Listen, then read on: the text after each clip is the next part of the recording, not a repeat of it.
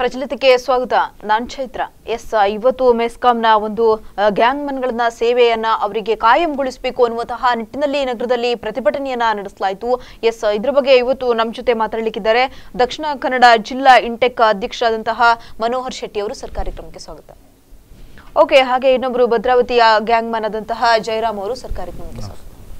Okay, ಹಾಗೆ ಮೊದಲದಾಗಿ ಮನೋಹರ್ ಶೆಟ್ಟಿ ಅವರೇ, ಇದೀಗ ಇಂತಹ ಒಂದು ಗ್ಯಾಂಗ್ ಮನ್ಗಳನ್ನ ಕಾಯಂಗೊಳಿಸಬೇಕು ಅನ್ನುವಂತಹ ನಿಟ್ಟಿನಲ್ಲಿ ನೀವು ಪ್ರತಿಭಟನೆಯನ್ನ ನಡೆಸ್ತಾ ಇರುವಂತದ್ದು.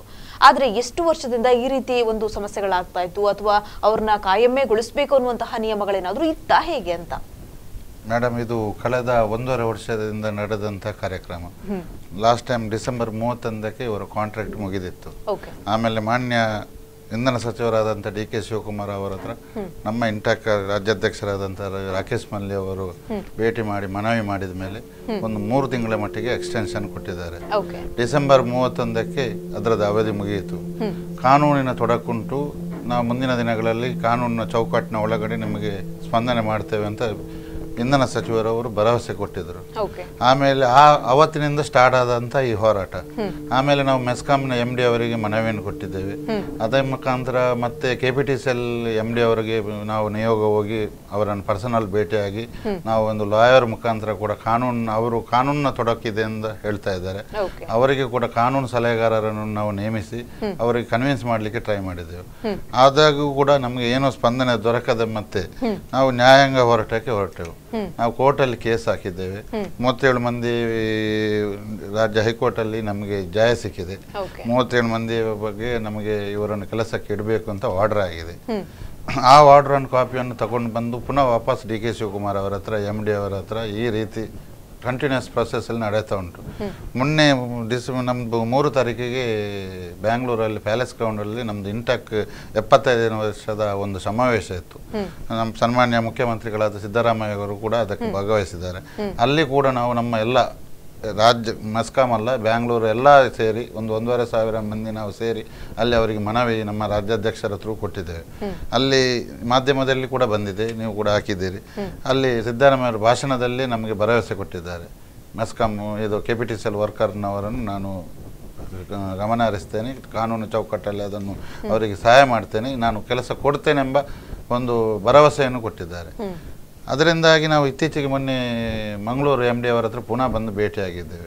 ಈ ರೀತಿ ಎಲ್ಲ ಅವರಿಗೆ ಎಲ್ಲ ವಿಷಯ ಗೊತ್ತಿದ್ದದ ಸಂಗತಿ. ಆದರೂ ಕೂಡ ಅವ್ರದ್ದು ಅದೇ ಒಂದು ಆಲಸ್ಯ ಧೋರಣೆ, ಕಾನೂನು ಚೌಕಟ್ಟು ಅಂತ ಹೇಳ್ತಾ ಇದ್ದಾರೆ. ಮಂತ್ರಿಗಳು ಸರ್ಕಾರ ಹತ್ರ ಹೇಳಿದರೆ ಅಧಿಕಾರಿಗಳಿಂದ ಕರೆಕ್ಟ್ ಸ್ಪಂದನೆ ಬಂದರೆ ನಾವು ಮಾಡಬಹುದು ಎಂಬ ಭರವಸೆಯನ್ನು ಕೊಡ್ತಾರೆ.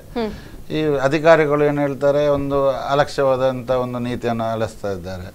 ಕಳೆದ 8 ವರ್ಷದಿಂದ ಎಲ್ಲ ರೀತಿಯ ಕೆಲಸವನ್ನು ನಮ್ಮ ಹುಡುಗರಿಂದ ಮಾಡಿಸಿದಂಥ ಈ ಮೆಸ್ಕಾಂ ಅಧಿಕಾರಿಗಳು ಇವತ್ತು ನಾನು INTUC ಅಧ್ಯಕ್ಷನಾಗಿ ಮನೋಹರ್ ಶೆಟ್ಟಿ ಈ ಹೋರಾಟಕ್ಕೆ ಬರಬೇಕಾದಂಥ ಅಗತ್ಯ ಇರಲಿಲ್ಲ. ನಿಜವಾಗಿ ಮೆಸ್ಕಾಂ ಅಧಿಕಾರಿಗಳು ಇವರನ್ನು ದುಡಿಸಿದಂಥವರು. ಅವರು ಹೇಳಬೇಕಿತ್ತು, ಇವರು ನಮಗೆ ಬೇಕು, ಇವರಿಂದ ನಾವು ದುಡಿಸಿಕೊಂಡಿದ್ದೇವೆ, ಇವರಿಗೆ ಒಂದು ಮಾನವೀಯತೆ ನೆಲೆಯಲ್ಲಿ ಆದರೂ ಒಂದು ಮಾಡಬೇಕು ಅಂತ. ಅದಿಲ್ಲ, ಕಾನೂನು ಅಂತ. ಕಾನೂನಿಲ್ಲ ಆದರೆ ಇವರನ್ನು ಆವಾಗ ಕೆಲಸಕ್ಕೆ ಹಾಕಿ ಇಟ್ಕೊಂಡದ್ದು. ಕಾಂಟ್ರಾಕ್ಟ್ ಅಂಡರಲ್ಲೇ ಕೆಲಸಕ್ಕೆ ಇಡುವಂಥದ್ದು ಆವಾಗ ಮಾಡಿದ ದೊಡ್ಡ ತಪ್ಪು. ಡೈರೆಕ್ಟ್ ನೇಮಕಾತಿ ಅಂತ ಉಂಟು. ಈಗ ಮೊನ್ನೆ ತಾನೇ 20,000 ಮಂದಿಯನ್ನು ಕೆಲಸಕ್ಕೆ ಇಟ್ಟರು. ಮಂಗಳೂರು ಮೆಸ್ಕಾಂ ಅಲ್ಲಿ 2,000 ಮಂದಿಯನ್ನು ಕೆಲಸಕ್ಕೆ ಇಟ್ಟಿದ್ದಾರೆ. ಆ ಟೈಮಲ್ಲಿ ಅಧಿಕಾರಿಗಳು ಹೇಳ್ಬೋದು, ನಮ್ಮದು ಮಂಗಳೂರಲ್ಲಿ ಈಗ 450-500 ಮಂದಿ ಇರುವುದು. ನೋಡಿ, ಇವರು ನಮಗೆ ಇಲಾಖೆಗೆ ಉಪಯುಕ್ತವಾಗಿರುವಂಥವ್ರು, ಇವರು 8 ವರ್ಷ ದುಡಿದಿದ್ದಾರೆ, ಇವರಿಗೆ ಎಕ್ಸ್ಪೀರಿಯನ್ಸ್ ಉಂಟು. ಈ ಎಕ್ಸ್ಪೀರಿಯನ್ಸ್ ಈಗ ಹೊಸೊಬ್ಬರನ್ನು ಬಾಗಲಕೋಟ, ಚಿತ್ರದುರ್ಗ ಆ ಕಡೆಯಿಂದ ತಗೊಂಡು ಬಂದರು. ಅವರಿಗೆ ಎಲೆಕ್ಟ್ರಿಸಿಟಿಯಲ್ಲಿ ಪ್ಲಸ್ ಯಾವುದು ಮೈನಸ್ ಯಾವುದು ಗೊತ್ತಿಲ್ಲ. ನಿಮ್ಮ ವಾಹಿನಿಯಲ್ಲಿ ಮತ್ತೆ ಪತ್ರಿಕೆಯಲ್ಲಿ ಬಂದ ವರದಿ ನೋಡಿ, ಎಷ್ಟೊಂದು ಅವಘಡ ಆಯಿತು, ಎಷ್ಟು ಮಂದಿ ಪ್ರಾಣ ತೆತ್ತರು. ಕೆಲಸದ ಆಸಕ್ಕೆ ಪಾಪ ಅವರು ಬರ್ತಾರೆ, ಸೇರ್ತಾರೆ.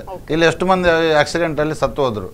ನಮ್ಮಲ್ಲಿ ಕೂಡ ಈ ಕೆಲಸದಲ್ಲಿ 8 ವರ್ಷದಲ್ಲಿ ನಮ್ಮ ಹುಡುಗರು ಕೂಡ ಈ ಸಂಸ್ಥೆಗೆ ಹೋಗಿ ದುಡಿದು ಎಷ್ಟೋ ಅವಘಡ ಆಗಿದೆ. ಇಂಥ ರೀತಿಯಲ್ಲಿರುವಾಗ ನಾವು ಒಂದು ಮನವಿ ಮಾಡಿರುವಾಗ ಮಾನವೀಯತೆ ನೆಲೆಯಲ್ಲಿ ಇವರಿಗೆ ಪರ್ಮನೆಂಟ್ ಮಾಡಲಿಕ್ಕೆ ಯಾವ ಕಷ್ಟ ಇಲ್ಲ, ಯಾವ ಕೋರ್ಟ್ ಕೂಡ ಇದಕ್ಕೆ ಅಡ್ಡ ಬರುವುದಿಲ್ಲ ಅಂತ ನನ್ನ ಭಾವನೆ. ಓಕೆ, ಹಾಗೆ ಜಯರಾಮ್ ಅವರೇ, ನೀವು ಇದೀಗ ಕೆಲಸ ಮಾಡ್ತಾ ಎಷ್ಟು ಸಮಯ ಆಯ್ತು ಅಂತ ಗ್ಯಾಂಗ್ ಮ್ಯಾನ್ ಆಗಿ? ಸುಮಾರು 8 ವರ್ಷ ಆಯ್ತು ಮೇಡಮ್ ಗ್ಯಾಂಗ್ ಮ್ಯಾನ್ ಆಗಿ ಕೆಲಸಕ್ಕೆ ಸೇರಿ. 8 ವರ್ಷದಿಂದ ನಾವು ಎಲ್ಲ ರೀತಿ ಕೆಲಸನೂ ಮಾಡ್ಕೊಂಬಂದಿದ್ವಿ. ಈ ಡಿಪಾರ್ಟ್ಮೆಂಟಲ್ಲಿ ಕನ್ಸ್ಯೂಮರ್ಗೆ ಯಾವುದೇ ರೀತಿ ತೊಂದರೆ ಆಗ್ದಂಗೆ ನಮ್ಮನ್ನ ದುಡಿಸಿದ್ದಾರೆ ಡಿಪಾರ್ಟ್ಮೆಂಟಲ್ಲಿ. ಆದರೆ ಈಗ ಒಂದು ವರ್ಷದಿಂದ ಈಚೆ ನಮ್ಮ 21,000 ಜನ ನೇರ ನೇಮಕಾತಿ ಮಾಡ್ಕೊಂಡಂತ ಸಂದರ್ಭ ಆದ್ಮೇಲೆ ನಮಗೆ ನೀವು ಬೇಡ, ನೀವು ಔಟ್ಸೋರ್ಸೋರು, ನಿಮಗೆ ನಮಗೂ ಡಿಪಾರ್ಟ್ಮೆಂಟ್ಗೂ ಯಾವುದೇ ರೀತಿ ಸಂಬಂಧ ಇಲ್ಲ, ನೀವು ಬೇಡ ಕೆಲಸಕ್ಕೆ ಅಂತ ಕಳಿಸಿದ್ದಾರೆ. ಓಕೆ, ಹಾಗೆ ಮನೋಹರ್ ಶೆಟ್ಟಿ ಅವರೇ, ನೀವು ಹೇಳಿದ್ರೆ ಇದೀಗ ಕೆಲವೊಂದಿಷ್ಟು ಸಮಯ ಅಥವಾ 8 ವರ್ಷದಿಂದ ಕೆಲವೊಂದಿಷ್ಟು ಜನ ಕೆಲಸ ಮಾಡ್ಕೊಂಡು ಬರ್ತಾ ಇದ್ದಾರೆ, ಆದ್ರೆ ಅವ್ರನ್ನ ಕಾಯಂಗೊಳಿಸ್ತಿಲ್ಲ ಅನ್ನುವಂತಹ ನಿಟ್ಟಿನಲ್ಲಿ. ಆದ್ರೆ ಕೆಲವೊಂದಿಷ್ಟು ಸಂದರ್ಭದಲ್ಲಿ ಅಥವಾ ಸೀಮಿತ ಮಾಡ್ತಾರೆ, ಮತ್ತೆ ತೆಗೆಯುವಂತಹ ಪ್ರಯತ್ನವನ್ನ ಮಾಡ್ತಾರೆ, ಅಥವಾ ಮಳೆಗಾಲದಲ್ಲಿ ಮಾತ್ರ ಕೆಲವೊಂದಿಷ್ಟು ಗಿಡ ಕಡಿಯುವಂತಹ ಸಂದರ್ಭದಲ್ಲಿ ಮಾತ್ರ ಅವ್ರನ್ನ ಬಳಕೆಯನ್ನ ಮಾಡ್ಕೊಳ್ತಾರೆ ಅಂತ. ಮೋಸ್ಟ್ಲಿ ಇನ್ನು ಬೇರೆ ಏನು ಕೆಲಸ ಇರೋದಿಲ್ಲ ಅನ್ನುವಂತಹ ಕಾರಣ, ಅಥವಾ ಬರೀ ಮಳೆಗಾಲಕ್ಕೆ ಮಾತ್ರ ಒಂದಿಷ್ಟು ಕೆಲಸಗಳು ಇರುತ್ತೆ ಅನ್ನುವಂತಹ ಕಾರಣದಿಂದಾಗಿ ಅವರು ಕಾಯಂಗೊಳಿಸ್ತಾ ಇಲ್ವಾ, ಹೇಗೆ ಅಂತ? ಈಗ ನೋಡಿ, ಮೊದಲು ಇವರನ್ನು ಮನ್ಸೂನ್ ವರ್ಕರ್ಸ್ ಇದು ಕೆಲವೊಂದು ಕ್ಯಾಟಗರಿಯಲ್ಲಿ ಬರ್ತಾರೆ. ಗ್ಯಾಂಗ್ ಮ್ಯಾನ್ ಅಂತ ಹೇಳ್ತಾರೆ, ಮನ್ಸೂನ್ ವರ್ಕರ್ಸ್ ಅಂತ ಕರೀತಾರೆ. ಅದೊಂದು ಪುಸ್ತಕದ ಒಂದು ಇದು. ಯಾವ ಕೆಲಸ ಆದ್ರೂ ವರ್ಕರ್ಸ್ ಇವರೇ, ವರ್ಷ ಇಡೀ ದುಡಿದವರು ಇವರೇ. ಇವರು ಆಸ್ ಎ ಲೈನ್ ಮ್ಯಾನ್ ಕೆಲಸ ಮಾಡ್ತಿದ್ದವರು. ಇವರನ್ನ ಮನ್ಸೂನಿಂದ ಕಟ್ಟಿಗೆ ಕಡಿಯುವುದರಿಂದ ಹಿಡಿದು ಕಂಬ ಹಾಕುವವರೆಗೆ, ಫೀಸ್ ಹಾಕುವವರೆಗೆ. ಇವತ್ತು ನೀವು ಒಂದು ಸರ್ವೆ ಮಾಡಿದ್ರೆ ಕೂಡ ನಿಮ್ಗೆ ಹಳ್ಳಿ ಪ್ರದೇಶದಲ್ಲಿ ಎಲ್ಲರ ಹತ್ರ ನಮ್ಮ ಹುಡುಗರ ನಂಬರ್ ಇರುವುದು, ಗ್ರಾಹಕರ ಹತ್ರ. ಮೆಸ್ಕಾಂ ಲೈನ್ ಮ್ಯಾನ್ ಅಂತ ಹೇಳಿದ್ರೆ ನಮ್ಮ ಹುಡುಗರು ಎಲ್ಲರ ಹತ್ರ ಇವರಿಗೆ ಡೈರೆಕ್ಟ್ ಆಗಿ ಫೋನ್ ಮಾಡ್ತಾರೆ, ಇವರ ಹತ್ರ ದುರಸ್ತಿ ಕೆಲಸ ಮಾಡಿಸ್ತಾರೆ. ಕಚೇರಿಗೆ ಫೋನ್ ಮಾಡಿ ಅಲ್ಲಿಂದ ಅವರು ಇವರು ಮಾಡುವಂತಲ್ಲ, ಜನರೊಟ್ಟಿಗೆ ನೇರ ಸಂಪರ್ಕದಲ್ಲಿರುವವರು ನಮ್ಮ ಹುಡುಗರು. ಈಗ ಲಾಸ್ಟ್ ಟೈಮ್ ನಮ್ಮ ಪ್ರತಿಭಟನೆಯಲ್ಲಿ ಊರಿನವರು ಕೂಡ ಸೇರಿದ್ದಾರೆ. ನಾವು ಲೋಕಲ್ MLA ಸಹ ಕಂಪ್ಲೇಂಟ್ ಮಾಡಿದೆ, ಅವರು ಕೂಡ ಸ್ಪಂದಿಸಿದ್ದಾರೆ. ಆದರೆ ಎಲ್ಲಿ ಏನು ತೊಡಕು ಅಂತ ಕಾಣುವುದಿಲ್ಲ, ಪೇಪರ್ ಮೂವ್ ಆಗುದಿಲ್ಲ, ಕೆಲಸ ಆಗುದಿಲ್ಲ 1.5 ವರ್ಷದಿಂದ. ಈಗ ನಾನು ಹೇಳುವುದು 20,000 ಮಂದಿಯನ್ನು ಈಗ ಹೊಸ ನೇಮಕಾತಿ ಮಾಡ್ತಾ ಇದ್ದಾರೆ. ನಮ್ಮ ಮಂಗಳೂರಲ್ಲಿ ಕೂಡ 2,000 ಮಂದಿಯನ್ನು ಮಾಡಿದ್ದಾರೆ. ಈಗ ಒಂದು 8 ವರ್ಷದಿಂದ ದುಡಿದಂತ ಇವರನ್ನು, ಇವರ ಈ ಎಕ್ಸ್ಪೀರಿಯನ್ಸ್ ಅನ್ನು ಇವರೊಂದು ಮಾನ್ಯತೆ ಕೊಟ್ಟು ಇಡಬೇಕು. ಇವರಿಂದಾಗಿ ಇವರ ಈ ಸ್ಕಿಲ್ ಕಂಪನಿಗೆ ಯೂಸ್. ಇನ್ನೊಂದು ಮುಖ್ಯವಾದ ಅಂಶ ಅಂತ ಹೇಳಿದ್ರೆ, ಈ 8 ವರ್ಷದಂತೆ ದುಡಿದಂತ ನಮ್ಮ ಈ ಹುಡುಗರು, ಈಗ ನೀವು ಈಗ ಪ್ರೆಸ್ ರಿಪೋರ್ಟರ್ ಆಗಿದ್ದೀರಾ, ಇಲ್ಲಿ ಬಿಟ್ರೆ ಇನ್ನೊಂದು ಪ್ರೆಸ್ ಅಲ್ಲಿ ನಿಮಗೆ ಕೆಲಸ ಸಿಗಬಹುದು.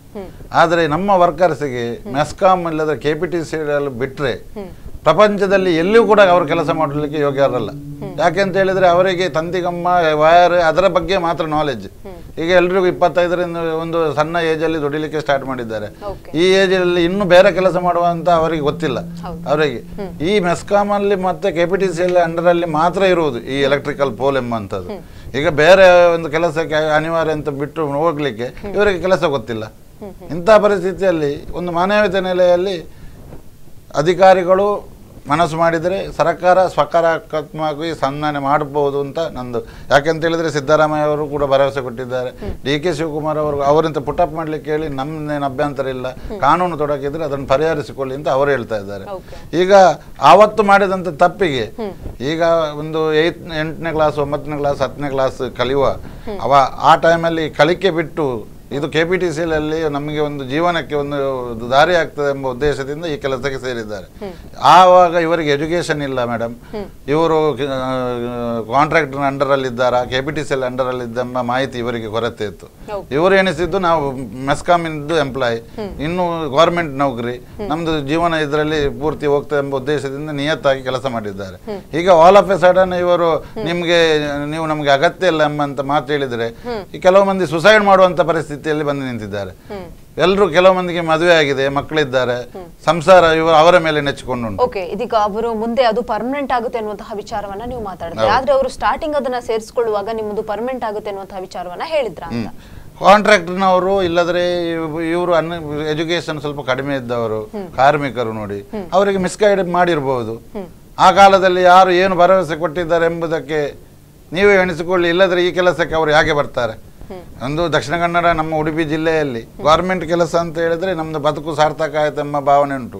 ಆ ಟೈಮಲ್ಲಿ ಕಾಂಟ್ರಾಕ್ಟರ್ನ ಅಂಡರಲ್ಲಿ ಆದರೆ ಇಲ್ಲಿ ಮಂಗಳೂರಲ್ಲಿ ಇಷ್ಟೆಲ್ಲ ಉದ್ದಿಮೆ ಇರುವಾಗ ಅಲ್ಲಿ ಸೇರ್ಕೊಳ್ತಿದ್ರು. ಆವಾಗ ಇವರೇನು ಹೇಳಿದ್ರು, KPTC ಅಂಡರಲ್ಲಿ ನಾವು ಕೆಲಸ, ಅವರಿಗೂ ಕೂಡ ಊರಲ್ಲಿ ಒಂದು ರೀತಿಯ ಮರ್ಯಾದೆ ಇತ್ತು, ಲೈನ್ ಮ್ಯಾನ್ ಬಂದ ಅಂತ. ಆ ರೀತಿ ಒಂದು ಭಾವನೆಯಿಂದಾಗಿ ಅವರು ಇದರಲ್ಲಿ ಸೇರಿದ್ದಾರೆ. ಇವತ್ತು ಇವರು ಪರಿಸ್ಥಿತಿ ಬೀದಿಗೆ ಬಿದ್ದಂತ ಪರಿಸ್ಥಿತಿಗೆ ಬಂದಾಗಿದೆ. ಕಾಂಟ್ರಾಕ್ಟರ್ನವರ ಅಂಡರಲ್ಲಿ ಇರುವುದು ಅಂತ ಈಗ ಇವರಿಗೆ ಅಂದಾಜು ಆಗಿದೆ. Okay, yes. ಹಾಗೆ ಜಯರಾಮ್ ಅವರೇ, ನೀವು ಕೆಲಸಕ್ಕೆ ಸೇರಿಕೊಳ್ಳುವಂತಹ ಸಂದರ್ಭದಲ್ಲಿ ನಿಮ್ಮನ್ನ ಕಾಯಂಗೊಳಿಸ್ತೀವಿ ಅನ್ನುವಂತಹ ಮಾತೇನಾದ್ರೂ ಹೇಳಿದ್ರ ಅಂತ? ಮೇಡಮ್, 2005 and 6 ಅಲ್ಲಿ ನಮ್ಮ ಥರನೇ ಗ್ಯಾಂಗ್ ಮ್ಯಾನ್ ಮಾಡಿದವ್ರಿಗೆ ಮಜ್ದೂರ್ ಹಾಕೊಂಡಿದ್ದಾರೆ. 98 99 ಈ ರೀತಿ ಆಗಿದೆ ಪ್ರೋಸೆಸ್ಸು. 5-6 ವರ್ಷ ಗ್ಯಾಂಗ್ ಮ್ಯಾನ್ ಆಗಿ ದುಡಿಯೋದು, ನಂತರ 5 ವರ್ಷ ಮಜ್ದೂರ್ ಆಗಿ ಕನ್ವರ್ಟ್ ಮಾಡ್ಕೊಳ್ಳೋದು ಡಿಪಾರ್ಟ್ಮೆಂಟ್ ಅಂಡರಲ್ಲಿ. ನಂತರ ಮಜ್ದೂರ್ ಆದಮೇಲೆ ALM, ಈಗ JLM ಅಂತ ಆಗಿರೋದು, ಆಗ ALM ಅಸಿಸ್ಟೆಂಟ್ ಲೈನ್ ಮ್ಯಾನ್ ಆಗಿ ತಗೊಳ್ಳೋದು. ಇವಾಗ ಆಲ್ರೆಡಿ ಅವರೆಲ್ಲ ಪ್ರಮೋಷನ್ ಆಗಿ LM ಲೈನ್ ಮ್ಯಾನ್ ರೇಂಜಲ್ಲಿ ಇದ್ದಾರೆ. ನಮಗೂ ಅದೇ ಒಂದು ಆಸೆ ಇತ್ತು, ಗ್ಯಾಂಗ್ ಮನ್ ಆಗಿ ಸೇರ್ಕೊಂಡ್ರೆ ನಂತರ ಮಜ್ದೂರ್ ಆಗುತ್ತೆ, ನಂತರ ALM ಆಗುತ್ತೆ ಅಂತ. ಈಗ ಮಿನಿಸ್ಟರ್ ರೇವಣ್ಣ ಸಾಹೇಬರು ಬಂದ್ಮೇಲೆ, ಇಂಧನ ಖಾತೆಗೆ ಬಂದ್ಮೇಲೆ ALM ಮಜ್ದೂರನ್ನ ತೆಗೆದುಬಿಟ್ಟು JLM ಅನ್ನೋದು ಒಂದು ಕ್ರಿಯೇಟ್ ಮಾಡಿದ್ರು, ಜೂನಿಯರ್ ಲೈನ್ ಮ್ಯಾನ್ ಅಂತ. ಇವಾಗ ಮಜ್ದೂರು ಇಲ್ಲ ನಮ್ಮ ಡಿಪಾರ್ಟ್ಮೆಂಟ್ ಅಲ್ಲಿ, ಏನಿಲ್ಲ. JLM ಅಂತ ಡಿಸಿಗ್ನೇಷನ್ ನೇಮ್ ಕೊಟ್ಟು ಇವಾಗ ನೇರ ನೇಮಕಾತಿ ಮಾಡ್ತಾ, ಅದು ಮಿನಿಮಮ್ ಕ್ವಾಲಿಫಿಕೇಶನ್ SLCT ನೇರ ನೇಮಕಾತಿ ಅಂತ ಅಂದ್ಬಿಟ್ಟು JLM ಆಗಿ ಕನ್ವರ್ಟ್ ಮಾಡ್ತಾರೆ. ನಮಗೂ ಒಂದು ಆ ರೀತಿ ಉದ್ಯೋಗ ಸಿಗುತ್ತೇನೋ ಅನ್ನೋ ಭಾವನೆಯಿಂದನೇ ನಾವು ದುಡ್ದಿತ್ತು. ಆದ್ರೆ ಏಕಾಏಕಿ ಇವರು ಹೊರಗಡೆ ಕಳಿಸಿದ್ದಾರೆ. ಯಾವುದೇ ರೀತಿ ಮುನ್ಸೂಚನೆ ಕೊಡದೆ, ಯಾವುದೇ ರೀತಿ ನಮಗೆ ನೀವು ಈ ರೀತಿ ಇದ್ದೀರಾ, ನಿಮ್ಮ ಪೊಸಿಷನ್ ಇದು ಅಂತ ತಿಳುವಳಿಕೆ ಕೊಡದಲ್ಲೇ ಡಿಪಾರ್ಟ್ಮೆಂಟು ನಮ್ಮನ್ನ ದುಡಿಸ್ಕೋಬೇಕಾದ್ರೆ ಮಾತ್ರ ನಾವು ಬೇಕಾಗಿತ್ತು. ರಾತ್ರಿ ಎಷ್ಟೊತ್ತಿಗೆ ಫೋನ್ ಮಾಡಿದ್ರು, ಮೇಸ್ತ್ರಿ ಫೋನ್ ಮಾಡಿದ್ರು ನಾವು ಹೋಗಿ ಅಟೆಂಡ್ ಮಾಡ್ತಿದ್ವಿ ಮೇಡಮ್. ಎಷ್ಟು ಮಳೆ ಬರಲಿ, ದೊಡ್ಡ ದೊಡ್ಡ ಮರ ಬಿದ್ರೂ ನಾವು ಅದನ್ನ ಕಡ್ದು ರಾತ್ರಿ ಎಲ್ಲ ಸರ್ವಿಸ್ ಕೊಟ್ಟಿದ್ವಿ ಕನ್ಸ್ಯೂಮರ್ಗೆ. ಹಾಗಾಗಿ ನಾವು ಅದೇ ಒಂದು ಆಸೆ ಇಟ್ಕೊಂಡಿತ್ತು, ನಮಗೂ ಮುಂದಕ್ಕೆ ಭವಿಷ್ಯ ಒಳ್ಳೇದಾಗ್ಬೋದೇನೋ ಅಂತ. ಆದ್ರೆ ಇವರು ಯಾವುದೇ ಮುನ್ಸೂಚನೆ ಕೊಡದೆ ಏಕಾಏಕಿ ಬೀದಿಗೆ ತಳ್ಳಿಬಿಟ್ರು. ಓಕೆ, ಇದೀಗ ನೀವು ಕೆಲಸ ಮಾಡ್ತಾ ಸುಮಾರು 8 ವರ್ಷ ಆಯ್ತು ಅಂತ ನೀವು ಹೇಳ್ತಾ ಇರುವಂತದ್ದು. ಈ ಹಿಂದೆ ಈ ರೀತಿ ಏನಾದ್ರು ಹೇಳಿದ್ರ, ಅಥವಾ ನಿಮ್ಮನ್ನ ತೆಗಿತೀವಿ ಅನ್ನುವಂತಹ ಸೂಚನೆ ಇತ್ತ, ಅಥವಾ ಆ ರೀತಿ ಏನಾದ್ರು ಹೇಳಿದ್ರ? ಎಂತದು ಹೇಳಿಲ್ಲ. ನಿಮ್ಗೆ ಒಳ್ಳೇದಾಗ್ಬೋದು, ಪ್ರಾಮಾಣಿಕವಾಗಿ ಕೆಲಸ ಮಾಡಿ. ಕನ್ಸ್ಯೂಮರ್ ಹತ್ರ ರೆವಿನ್ಯೂ ಕಲೆಕ್ಷನ್ ಇಂದ ಮಾಡಿಸಿದಾರೆ ಮೇಡಮ್ ನಮ್ಗೆ. ನಾವು ಆಕ್ಚುಲಿ ನಾವು ಮಾಡಾಗಿಲ್ಲ, ರೆವೆನ್ಯೂ ಕಲೆಕ್ಷನ್ ಮಾಡೋಗಿಲ್ಲ. ನಾವು ಮನೆಗೆ ಹೋಗಿ ಬಿಲ್ ಕಲೆಕ್ಷನ್ ಮಾಡಿದೀವಿ. ಈ ರೀತಿ ಎಲ್ಲ ಕೆಲಸ ಮಾಡಿಸಿದ್ದಾರೆ. ನಮ್ಗೆ ಯಾವುದೇ ರೀತಿ ಮುನ್ಸೂಚನೆ ಕೊಟ್ಟಿಲ್ಲ ಅಥವಾ ತಿಳುವಳಿಕೆನೂ ಕೊಟ್ಟಿಲ್ಲ. ಆದ್ರೆ ನಮಗೆ ಈ ಚಿಕ್ಕಮಂಗ್ಳೂರು ಮಳೆಗಾಲದಲ್ಲಿ ಪ್ರಕೃತಿ ವಿಕೋಪ ಆದಾಗ, ಹೋದ ವರ್ಷ ಮಳೆ ಬಿದ್ದಾಗ ಕಂಬ ಎಲ್ಲ ಬಿದ್ದೋಯ್ತು. ಅಲ್ಲಿ ತಿಂಗಳನ್ಗಟ್ಲೆ ಒಂದು ಕರೆಂಟೇ ಇಲ್ಲ ಹಳ್ಳಿಗೂ. ನಮ್ಮನ್ನ ಡೆಪ್ಯುಟೇಷನ್ ಕಳಿಸಿ ನಾವು ನಾವು ಈ ಗ್ಯಾಂಗ್ ಮ್ಯಾನ್ ಹುಡುಗರು ಬೇರೆ ಕಡೆ ಹೋಗೋ ಹಾಗೆ ಇಲ್ಲ. ಆದ್ರೆ ಈನೇ ಸ್ವತಃ ನಮ್ಗೆ OM ಕಾಪಿ ಹಾಕಿ ಕಳಿಸಿ ಅಲ್ಲೆಲ್ಲ ಸರ್ವಿಸ್ ಮಾಡಿಸಿದ್ದಾರೆ. ನಮ್ಗೆ ಹೆಸರಿಗಷ್ಟೇ gang man, monsoon gang man, ನೀವು ಮಳೆ ಬಂದಾಗ ಮಾತ್ರ ಸೀಮಿತ ಅಂತಾರೆ ಬಿಟ್ರೆ, ಆದ್ರೆ ಓವರ್ ಆಲ್ ಆಗಿ ನಾವು ಕಂಟಿನ್ಯೂಸ್ ಆಗಿ ಲೈನ್ ಮ್ಯಾನ್ ಮಾಡೋ ಅಂತ ಕೆಲಸನೇ ಮಾಡ್ಕೊಂಡ್ ಬಂದಿದೀವಿ. ಓಕೆ, ಇದೀಗ ಎಷ್ಟು ಟೈಮ್ ಆಯ್ತು ನಿಮ್ಗೆ ಕೆಲಸದಿಂದ ಬರಬಾರದು, ಅಥವಾ ಇದು ಇಷ್ಟೇ ನಿಮ್ಗೆ ಲಾಸ್ಟ್ ಅಂತ ಅವ್ರು ಹೇಳಿರುವಂತದ್ದು? 2016 ಇಸ್ವಿ ಜನವರಿ 31 ಇಂದ ಕೆಲಸ ಬ್ರೇಕಪ್ ಆಯ್ತು. ಓಕೆ, ಅದ್ ತಕ್ಷಣ ಹೇಳಿದ್ರ ಅಥವಾ ಒಂದ್ 2-3 ತಿಂಗಳಿರುವ ಗ್ಯಾಪ್ ಅಲ್ಲಿ? ಯಾವ್ದು ತಕ್ಷಣ ಮೇಡಮ್ ಹೇಳಿತ್ತು. ಯಾವುದೇ ರೀತಿ ಮುನ್ಸೂಚನೆ ಕೊಡ್ಲಿಲ್ಲ ನಮ್ಗೆ, ಹೇಳಿಲ್ಲ. ಯಾವುದೇ ಲೆಟರ್ ಕರೆಸ್ಪಾಂಡೆನ್ಸಿ ಆಗ್ಲಿ ಮತ್ತೊಂದಾಗ್ಲಿ ಏನೂ ಮಾಡಿಸಿಲ್ಲ. ಯಾವುದೇ ನೋಟಿಸ್ ಬೋರ್ಡ್ ಅಲ್ಲಿ ಹಾಕಿ ಈ ತರ ನಿಮ್ಗೆ ಟರ್ಮಿನೇಟ್ ಮಾಡ್ತಿದೀವಿ ಅಂತಾನು ಹೇಳಲಿಲ್ಲ. ಏಕಾಏಕಿ ನಿಲ್ಸಿತ್ತು, ನೀವು ನಾಳೆಯಿಂದ ಬರಬೇಡ್ರಿ ಅಂತ ಹೇಳಿದ್ರು. ಓಕೆ, ಹಾಗೆ ಮನೋಹರ್ ಶೆಟ್ಟಿ ಅವರೇ, ಇದೀಗ ಎಷ್ಟು ಒಂದು ಗ್ಯಾಂಗ್ ಮ್ಯಾನ್ ಗಳಿಗೆ ಏನೆಲ್ಲ ಒಂದು ಕೆಲಸಗಳು ಇರ್ತದೆ ಅಂತ? ಗ್ಯಾಂಗ್ ಮ್ಯಾನ್ಗಳು ಅಂತ ಹೇಳಿದ್ರೆ, ಈಗ ಲೈನ್ ಮ್ಯಾನ್ ಏನ್ ಮಾಡ್ತಾ ಇದ್ದಾರೆ ಮೇಡಮ್, ಅದನ್ನ ಆ ಕೆಲಸವನ್ನ ಈ ಗ್ಯಾಂಗ್ ಮ್ಯಾನ್ ಅವರು ಮಾಡಿದ್ದು. ಈಗ ನಮ್ಮ ಸರ್ಕಾರ ಮೊನ್ನೆ ಇದೀಗ ಲೈನ್ ಮ್ಯಾನ್ ಗಳು ಅಂತಹ ಕೆಲಸವನ್ನ ಮಾಡ್ತಾರೆ ಅನ್ನುವಂಥದ್ದು, ಅಥವಾ ಲೈನ್ ಮ್ಯಾನ್ ಗಳನ್ನ ಈಗಾಗಲೇ ತೆಗೆದುಕೊಳ್ತಾ ಇದ್ದಾರೆ, ಆದ್ರೂ ಕೂಡ ಗ್ಯಾಂಗ್ ಮ್ಯಾನ್ ಗಳನ್ನ ಯಾಕೆ ನೇಮಿಸ್ಕೊಳ್ತಾ ಇರುವಂತದ್ದು ಅಂತ? ನಮ್ದು ಯೂನಿಯನ್ ವತಿಯಿಂದ ರಿಕ್ವೆಸ್ಟ್ ಮತ್ತೆ ಹೋರಾಟ ಕೂಡ ಅದೇ. ಈಗ ಒಂದು ಡಿಪಾರ್ಟ್ಮೆಂಟಿಗೆ ಇವರು ಅಗತ್ಯವೇ ಇಲ್ಲ, ಇವರು ಬೇಡ ಎಂಬಂತ ಪರಿಸ್ಥಿತಿಯಲ್ಲಿ, ಒಂದು ಹೊರೆ ಆಗ್ತಾರೆ ಎಂಬಂತ ಪರಿಸ್ಥಿತಿಯಲ್ಲಿ, ನಷ್ಟಕ್ಕೆ ಬರ್ತದೆ ಡಿಪಾರ್ಟ್ಮೆಂಟ್ ಅಂತ ಬರುವ ಪರಿಸ್ಥಿತಿಯಲ್ಲಿ ಇವರನ್ನು ಹೊರೆ ಹಾಕುವುದು ಒಂದು ಸಾಮಾನ್ಯ ಸಂಗತಿ. ಇದು ಆಗಲ್ಲ. ಹೊಸ ನೇಮಕಾತಿ ನಡೆಯುತ್ತಾ ಇದೆ. ಈಗ 20,000 ಮಂದಿಯನ್ನು ಅಪಾಯಿಂಟ್ಮೆಂಟ್ ಮಾಡಿದ್ದಾರೆ. ಓಕೆ, ಮುಖ್ಯವಾಗಿ ಅವರು ಗ್ಯಾಂಗ್ ಮ್ಯಾನ್ ಗಳನ್ನ ತೆಗೆದುಕೊಳ್ಳುವಂತಹ ಉದ್ದೇಶ ಏನು ಅಂತ? ಅಲ್ಲ, ಇವ್ರದ್ದು ಎಕ್ಸ್ಪೀರಿಯನ್ಸ್ ಅವರು ಯುಟಿಲೈಸ್ ಮಾಡಬೇಕು ಮೇಡಮ್. ಅಟ್ಲೀಸ್ಟ್ ಒಂದು 20 ಆಗ ಗ್ಯಾಂಗ್ ಮನ್ ಆಗಿ ತಗೋಬೇಕಾದಂತ ಸಂದರ್ಭದಲ್ಲಿ ಡಿಪಾರ್ಟ್ಮೆಂಟ್ ಅಲ್ಲಿ ಮ್ಯಾನ್ ಪವರ್ ಕಡಿಮೆ ಇತ್ತು. ಎಲ್ಲ ವಯಸ್ಸಾದಂತವ್ರು ಇದ್ರು, ಮೇಸ್ತ್ರಿ ಗ್ರೇಡ್ ಅಲ್ಲಿ ಇದ್ರು. ಕೆಳಮಟ್ಟದ ಕೆಲಸ ಮಾಡಕ್ ಆಗ್ತಿತ್ತಿಲ್ಲ ಅವ್ರಿಗೆ, ವಯಸ್ಸಾಗಿರೋಂಥ ಮೇಸ್ತ್ರಿ ಗ್ರೇಡ್ ಅಲ್ಲಿ ಇರ್ತಕ್ಕಂಥವ್ರಿಗೆ. ನಮ್ಮನ್ನ ಓಕೆ ಜಯರಾಮ್ ಅವರೇ, ಇನ್ನಷ್ಟು ಚರ್ಚೆ ಮಾಡೋಣ, ಒಂದು ಸಣ್ಣ ಬ್ರೇಕ್ ಅಂತ ಕೊಡೋಣ. ಎಸ್ ವೀಕ್ಷಕರೇ, ಇದೀಗ ಗ್ಯಾಂಗ್ ಮ್ಯಾನ್ಗಳನ್ನ ಕಾಯಂಗೊಳಿಸಬೇಕು ಅನ್ನುವಂತಹ ನಿಟ್ಟಿನಲ್ಲಿ ಇಂದು ಪ್ರತಿಭಟನೆಯನ್ನ ನಡೆಸ್ತಾ ಇರುವಂತದ್ದು. ಇದ್ರ ಬಗ್ಗೆ ಇನ್ನಷ್ಟು ಚರ್ಚೆಯನ್ನ ಮಾಡೋಣ. ಅದಕ್ಕಿಂತ ಮುಂಚೆ ಒಂದು ಪುಟ್ಟ ಬ್ರೇಕ್.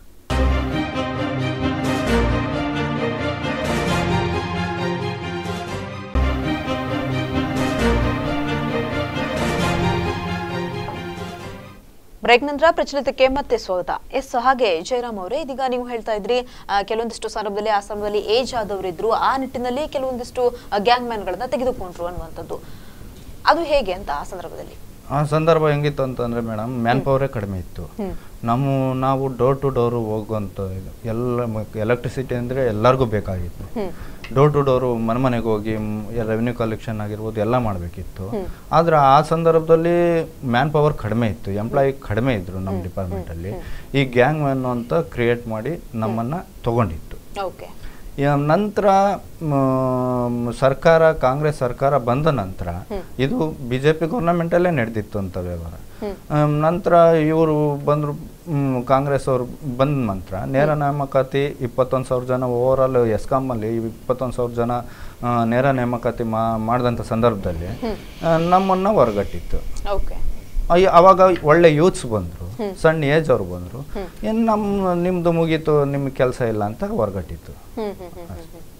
ಓಕೆ, ಆ ಸಂದರ್ಭದಲ್ಲಿ ನೀವು ಜಾಸ್ತಿ ಇರ್ಲಿಲ್ಲ, ಆ ಕಾರಣಕ್ಕೋಸ್ಕರ ಅವ್ರನ್ನ ಅಥವಾ ನಿಮ್ಮನ್ನ ತೆಗೆದುಕೊಂಡ್ರು ಅನ್ನುವಂಥದ್ದು. ನಿಮಗೆ ಆ ಸಂದರ್ಭದಲ್ಲಿ ಏನೆಲ್ಲ ಕೆಲಸಗಳನ್ನ ಮಾಡ್ಬೇಕು ಅಂತ ಹೇಳಿದ್ರು ಅಂತ? ಮೇಡಮ್, ಮಾನ್ಸೂನ್ ಗ್ಯಾಂಗ್ ಮ್ಯಾನ್ ಅಂತ ಕಾಂಟ್ರಾಕ್ಟ್ ಆಗಿತ್ತು. ಬರೀ ನೆಲದ ಕೆಲಸ ಅಂದ್ರೆ ಗ್ರೌಂಡ್ ವರ್ಕ್ ಮಾಡೋದು. ನಂತರ ಈ ಗಿಡ ಮರ ಇದ್ದಂತಂದ್ರೆ ಬಳ್ಳಿ ಇದ್ದಂದ್ರೆ ಕಟ್ ಮಾಡೋವಂಥದ್ದು ಅಗ್ರಿಮೆಂಟ್ ಅಲ್ಲಿ ಇರೋದು. ಆದ್ರೆ ಈ ವಯಸ್ಸಾಗಿರ್ತಕ್ಕಂಥ ಮೇಸ್ತ್ರಿಗಳು ಇರೋದ್ರಿಂದ ಅವರು ಕಂಬದ ಮೇಲೆ ಹತ್ತಿ ಕೆಲಸ ಮಾಡಕ್ ಬರಲ್ಲ, ಏಜ್ ಆಗಿದೆ. ಒಂದು TC ಎತ್ತಕ್ ಬರಲ್ಲ, ಟ್ರಾನ್ಸ್ಫಾರ್ಮರ್ ಎತ್ತಕ್ ಬರಲ್ಲ, TC ಸ್ಟ್ರಕ್ಚರ್ ಮೇಂಟೈನ್ ಮಾಡಕ್ ಬರಲ್ಲ. ಈ ಇಂಥ ಸಂದರ್ಭದಲ್ಲಿ ನಾವು ಎಲ್ಲ ಕೆಲಸನೂ ನಾವೇ ಮಾಡ್ತಿತ್ತು.